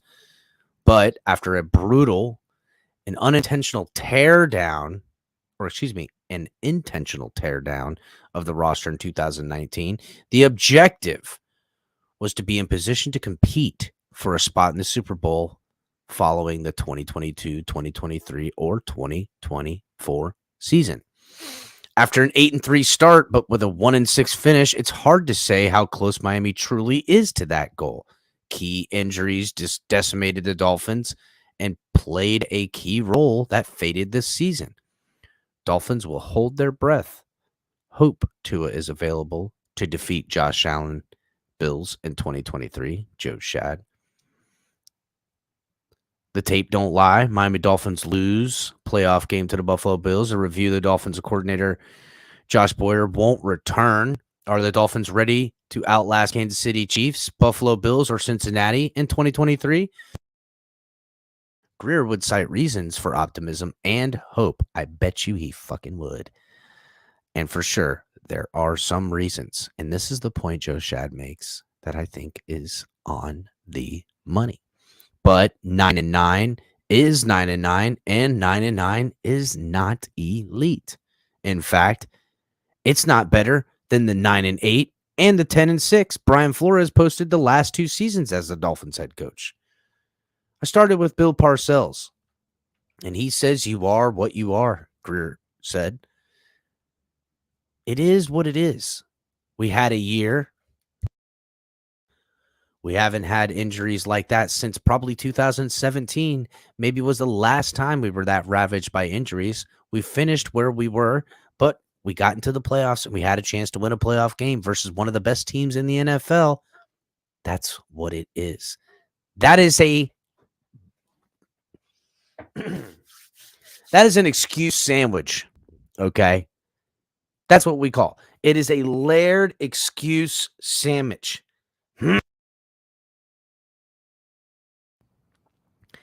He says, we haven't had injuries like that since probably 2017. Excuse. We finished where we were, but we got into the playoffs. Good thing. We had a chance to win versus one of the best teams in the NFL. Excuse. Excuse. Good thing. Excuse. It's an excuse sandwich. It's a tactic used in writing and speaking and forms of wherever you want to call it. That's just nonsense. Another thing that Joe Shad lists on here is Tua's health and the 5th-year option. The Dolphins are not saying whether they'll pick up Tua's 5th-year option for his 2024 before May 1st deadline. And this is a very difficult decision. Tua led the NFL in passer rating this year, so that is in his favor. But Tua had at least 2 concussions and has a history of injuries, including the hip, ankle, hand, butthole, and vagina. Miami could bypass that option and elect to extend the franchise tag for Tua in the next season if he can stay healthy. Miami says they are committed for Tua in 2023. If they were to add a quarterback of the caliber of Tom Brady, Aaron Rodgers, or Lamar Jackson, they would have to say they changed their mind based on the Hall of Fame level player coming available. It seems more likely that Miami will in fact ride with Tua in 2023 and see how it goes. Defensive coaching changes and staff changes. Here are some of the Dolphins' NFL rankings in 2022. Yards per game was ranked 18th. Points per game ranked 24th. Yards per play ranked 14th. Third down defense 24th. Red zone defense 23rd. Takeaways 30th. Sacks per play 22nd. It wasn't good enough, and it cost Dolphins defensive coordinator Josh Boyer his job. Yes, Miami had key injuries to Byron Jones, Emmanuel Ogbah, Brandon Jones, Nick Needham, and more. But this group was talented enough to average in the top 12 in defensive categories. And in the 7 categories above, Miami averaged 25th. Would all-star defensive coordinator Vic Fangio join McDaniel in Miami? Another thing he lists as a big point of emphasis in this offseason is Christian Wilkins' extension. The Dolphins are up against a tight salary cap, but in their best interest to find a way to extend defensive lineman Christian Wilkins. Wilkins set club NFL records for tackles in a season, and he has become more impactful and a better pass rusher in each of his 4 seasons. This was a good pick by Greer and was, in fact, the first pick of the Miami Dolphins rebuild. The Byron Jones situation, another thing on his list. The Dolphins had confidence Jones would be ready to play his first game this season and played none of the following offseason and he played in none following an offseason lower leg surgery. Jones just never felt he could run well enough to contribute. We'll see if and when he resumes his career. It would seem unlikely that it would be in Miami. But cutting Jones before June 1st would result in dead cap charges of $14.8 million.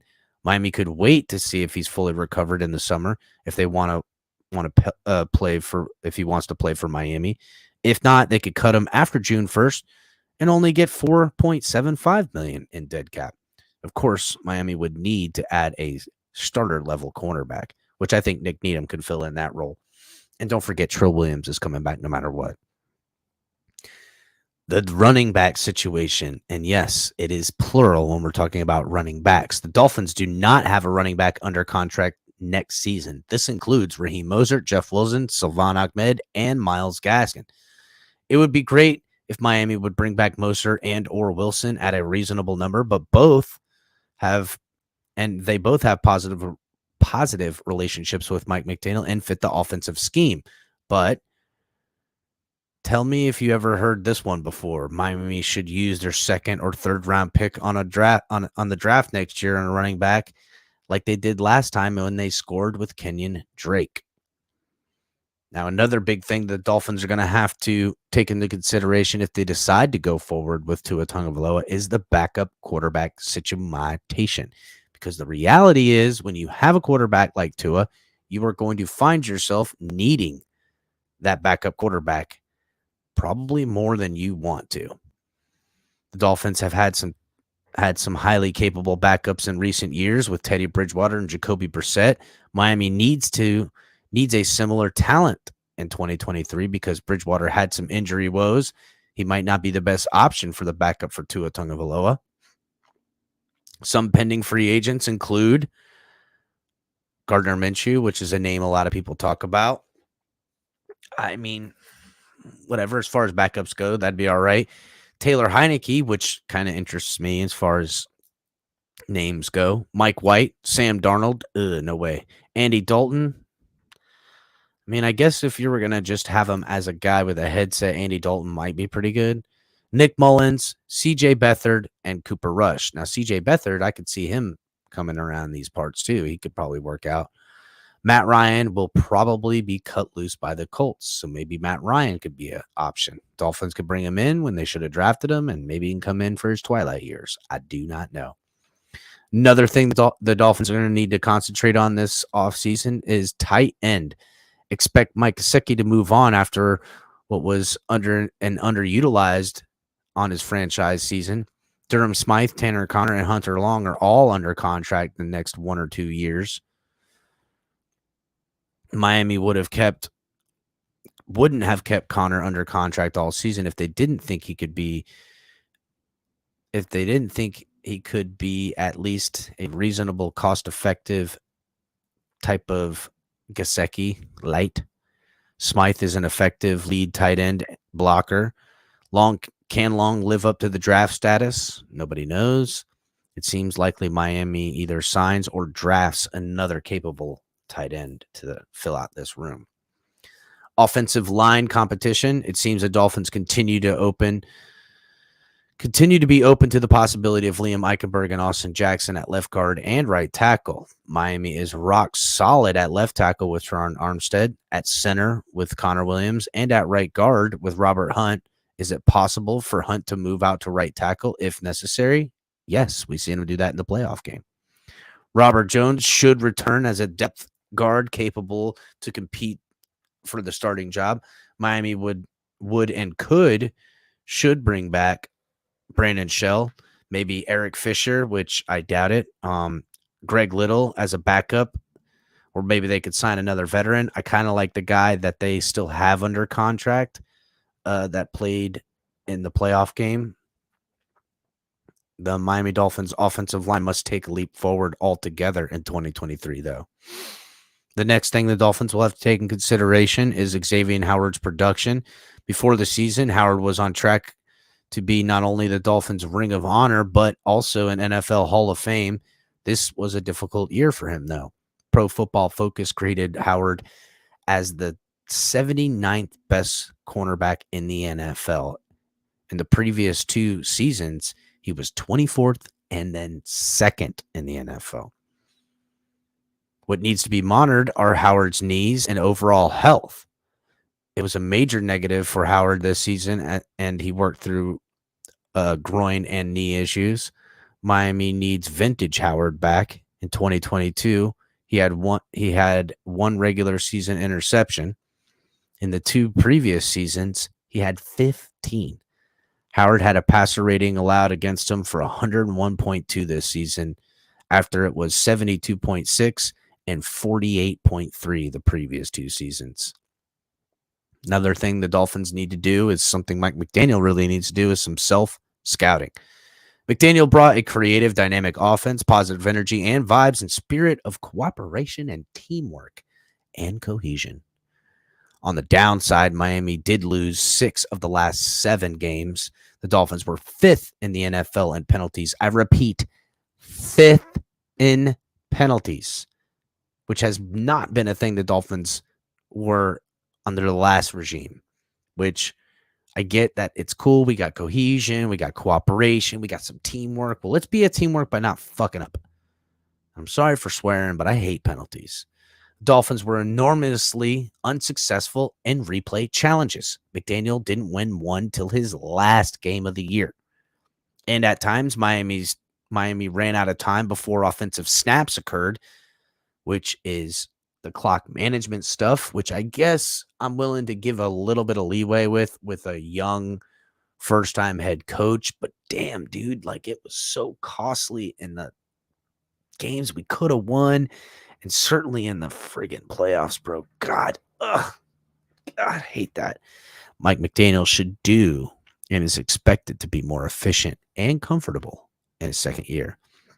McDaniel is transparent and accepts his responsibilities and carries himself with humility. Quote, I want desperately for everyone involved to get what they feel they deserve. And when that's short, I struggle not to start with myself. I think that will always be the case with me, McDaniel said. I do like McDaniel. I hope as the years go, McDaniel can become a little bit hardened, a little bit gangster in him. And I feel like he's got it. I feel like there's a little bit of a slyness to him that we haven't yet seen. But he got to do better. He's got to do better. And I believe he can. And it looks like the polls are coming to a close. And we're at just 159 votes here. And it's very close. Last second chance to get your vote in, guys, while I do the rundown one quick time. Make sure you guys are checking out all the great content. Become a member to the channel. Let me get this off. Myself with the Fins Tailgate. You got Lewis doing the Rabid Dolphin rants. You got Color with Coffee and a Cup of Color and late night color commentary. You got DTA Dolphins debriefs, doing the shorts and the super late night for the West Coast crowd and the international crowd. You got the late night exhale on Saturdays with Ali, and you also got some broken takes. You're going to have some cool stuff with Shake Money coming out here, and you guys will also get Roach doing some Jags junkie stuff every now and again. Cash App, Venmo, the Fence Tailgate, great way to support the channel. Another great way is to hit the link in the description for Fanatics. We are officially licensed and official partners to Fanatics. Make sure you guys are hitting the link and getting all your great gear for any team that you may enjoy. Even you Buffalo fans can pick up some of your stuff as long as you're hitting that link. We would much oblige it. Also, guys, get some of our cool gear. Make sure you guys are picking up something good for the old lady, for the kids, for the baby, for yourself. Get yourself a tank. Get yourself a hoodie. Get yourself a beanie. Get yourself a flag. Represent.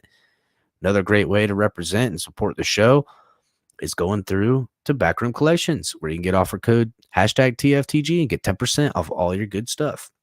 And Super Chat. Become a member. Join the membership. Become a TFTG member. Support this show. Help us grow. It's much obliged when you guys do. Can't thank you all enough. Shout out to all the members. Shout out to all the mods. And let's go ahead and see where we end up. So even though we've trickled in a couple of more votes here.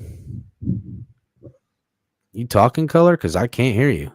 No. Did you I was gonna wait till you were finished. I was throwing something new out there. Oh, Okay. Something I just The came across. polls have ended, and Jackson edges out with 41% to Rodgers 37% to Brady's 20% with 164 votes. or That seems about 163. the sentiment we've gotten. It really has, man. I think people make great cases for all of them. I think Jackson, cost a lot of money for a lot longer than Rodgers. run the poll tomorrow, and I bet Rodgers and Jackson are flipped, and then run it the next day, and it flips again. You know what I mean? It really does, man. It keeps going round and round. So what were you going to come up and say? I just came across. I don't know how many people saw this yesterday, and I just happened to come across it. Do you see what Gronkowski said about Brady's future? No, I did not. On Fox Sports, no. NFL. Do tell. Whatever opportunity makes him the most excited to play the game of football, that's where he'll be next year. Really? Yeah. So he's pretty much saying Brady will play. Right. He's just saying that the team depends on who makes him the most excited to play football. Really? I can't think of a better destination than the Miami Dolphins. I'm just saying. Well, I got to wonder the 49ers. Well, the Niners say yes, they'll take Brady, and wow, he would love it. But I mean, if he went to the Niners and we ended up stuck with Purdy, would that be a bad thing? I mean, the Niners have thumbed Brady in the eye again and again and again. So maybe coming to the Dolphins would be a good thumb back in their eye with their old coach. New chip on his shoulder. Especially if you look at what the Shanahans have done he to knew him. He'd get a shot at them. And you know what's crazy too? We need a tight end. Could you imagine a Gronk Brady reunion in Miami? See, might be able to handle Brady. I don't know if I can handle Gronk. I can't stand him, man. Whatever, bro. You'll feel different when he's laying blocks downfield. To be honest with you, though, he is kind of made for Miami. I mean, are you kidding me, bro? His brand will take a leap forward like you wouldn't believe. Yeah, he'd be having the Gronk. He'd be having the Gronk nightclub downtown Miami in no time. He would actually bring money to South Beach. People would be there just for him. He'd probably make a whole thing out of it, TikTok posts, all that shit. That would be a crazy fit. Gronk shenanigans in Miami. That would be something else. To me, guys, Brady doesn't play for Tampa. And it's not because Tampa couldn't make it work or give him the weapons that he wants or anything. To me, Brady wants that third team with a Super Bowl. So do you think maybe Gronkowski do you realize he'll have more Super Bowls than any franchise and be the only quarterback? Or I don't know. Do you think Gronkowski might be the new resident of the guest room on the yacht? I think Gronk might be pulling some strings, dude. I think Gronk could easily be the go-between and not. Well, it does. You don't have to do that, Color, because Brady's a free agent. Right, but before the season is over. I mean, when he was still playing. I don't even think it matters right now. Like, if we've been talking to him for months, it may have been through Gronkowski. That may be. And Gronkowski's precisely the type that would want to play kingmaker like that, pull strings, like he probably sits there with a cigar in his mouth when he's talking to Ross, you know what I mean? Oh, yeah, you know it. I don't know. Auditioning for his new movie is that henchman on the new Fast and Furious movie, I don't know, man. I don't know. It is going to be interesting because, I mean, look, the Dolphins will go with the path of least resistance. They've been known to do that. And the path of least resistance, as far as everyone keeping their jobs and having a built-in excuse like no one's ever seen every year, is to just ride with Tua.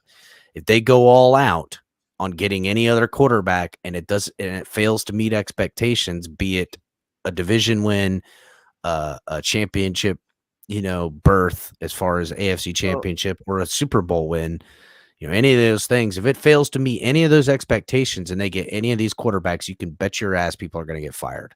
Well, maybe And- here's a broken take in the spirit of Ali. What if we've been purposely driving down the tight end numbers this year to make it more palatable to Ross for Ross to approve the Gronkowski check? I would just say this. Like, look, boss, look at our tight end numbers this year. They're abysmal. You know what I mean? If Gronk did play on the Dolphins, no fucks given, he says. If Gronk did play with the Dolphins, he would be a better scheme fit than Mike Gesicki. I can't even. Mike Gesicki, and yes, you're absolutely correct. He would be a massive better scheme fit. I do want to comment on Color's take since it's a broken take. I'm not gonna lie, there could be more truth to that than what we think, but it's not necessarily, in my opinion, it's not necessarily not Gesicki, but Gronkowski being the person that they're trying to go after. I think there is a play that we are going to be bringing in a tight end, but it's the tight ends that McDaniel wants. Right. So JC's asking if I've not been following Gronk. No, actually, I haven't. I could be talking way off base. I have really no idea. So I don't follow Gronkowski. I have a really good Tampa source. In fact, if you guys remember, those of you who watch religiously, months ago, I said I was going to do an episode talking about I was going to do an episode talking about the how the divorce came and what really happened with Brady and the infidelity in his marriage that caused it to get there. But a lot of that stuff, I was told by the source to not come out with that information, and it ended up coming out anyhow.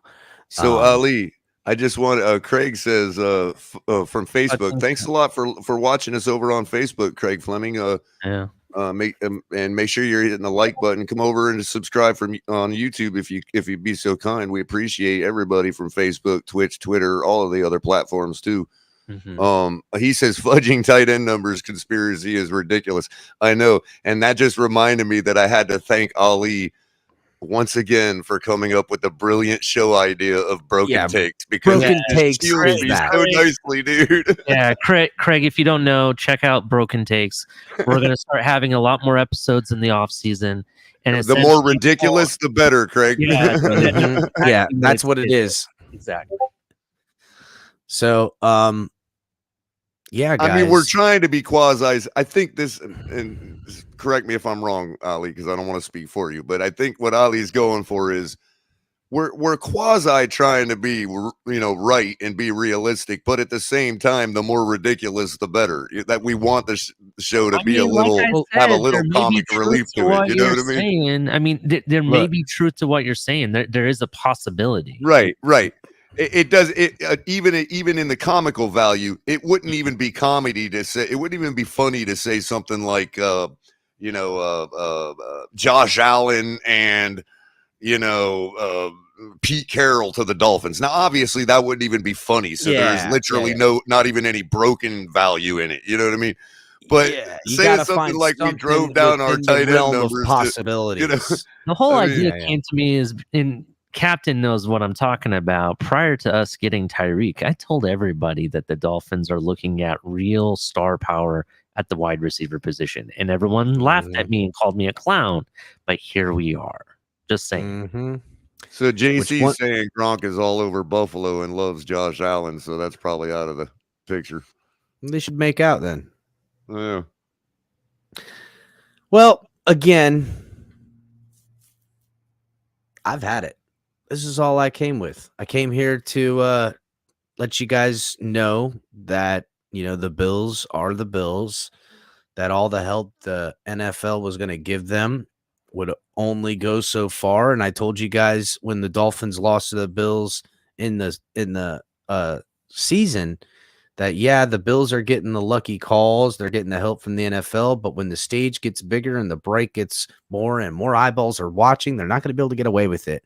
And even then, they pulled it. They pulled a couple of punches for the Bills to help them just not get blown out of the water. Because the reality is that was a fumble. Bengals could have been up. They could have been 7-38. They could have looked like the Giants against the Eagles. That's what that game should have been. It could have been and probably would have been if the NFL didn't intervene, because they all didn't want to look like idiots like they did. They gave them every single opportunity. They helped again and again. And now you're not going to see the Bills get the love and the team that's picked to go to the Super Bowl next year. And they're not going to get all the help from the NFL either. Ooh la la. Why the Bills slip further into obscurity where they belong. But we shall see. All right, everyone. Guys, thanks for popping in. Appreciate y'all. I'm going to close the show down. Make sure everybody has hit the like button and has subscribed. If you're not, I don't know why. We really appreciate subscribers around here. We appreciate the likes. We appreciate when you guys donate. We love all of our members. Some exclusive member content going to be coming out, which will give you access to content that you will find on the channel, but you guys will get it first. So some things working, some big stuff coming down the pike, and some big changes going to be coming around here to the network, and you guys are going to love it. I can't wait to give you guys the news that we have cooking in the back room. So make sure you guys are subscribing. Make sure you guys are hitting the like button, and we'll see you all next time. Fins up, everybody.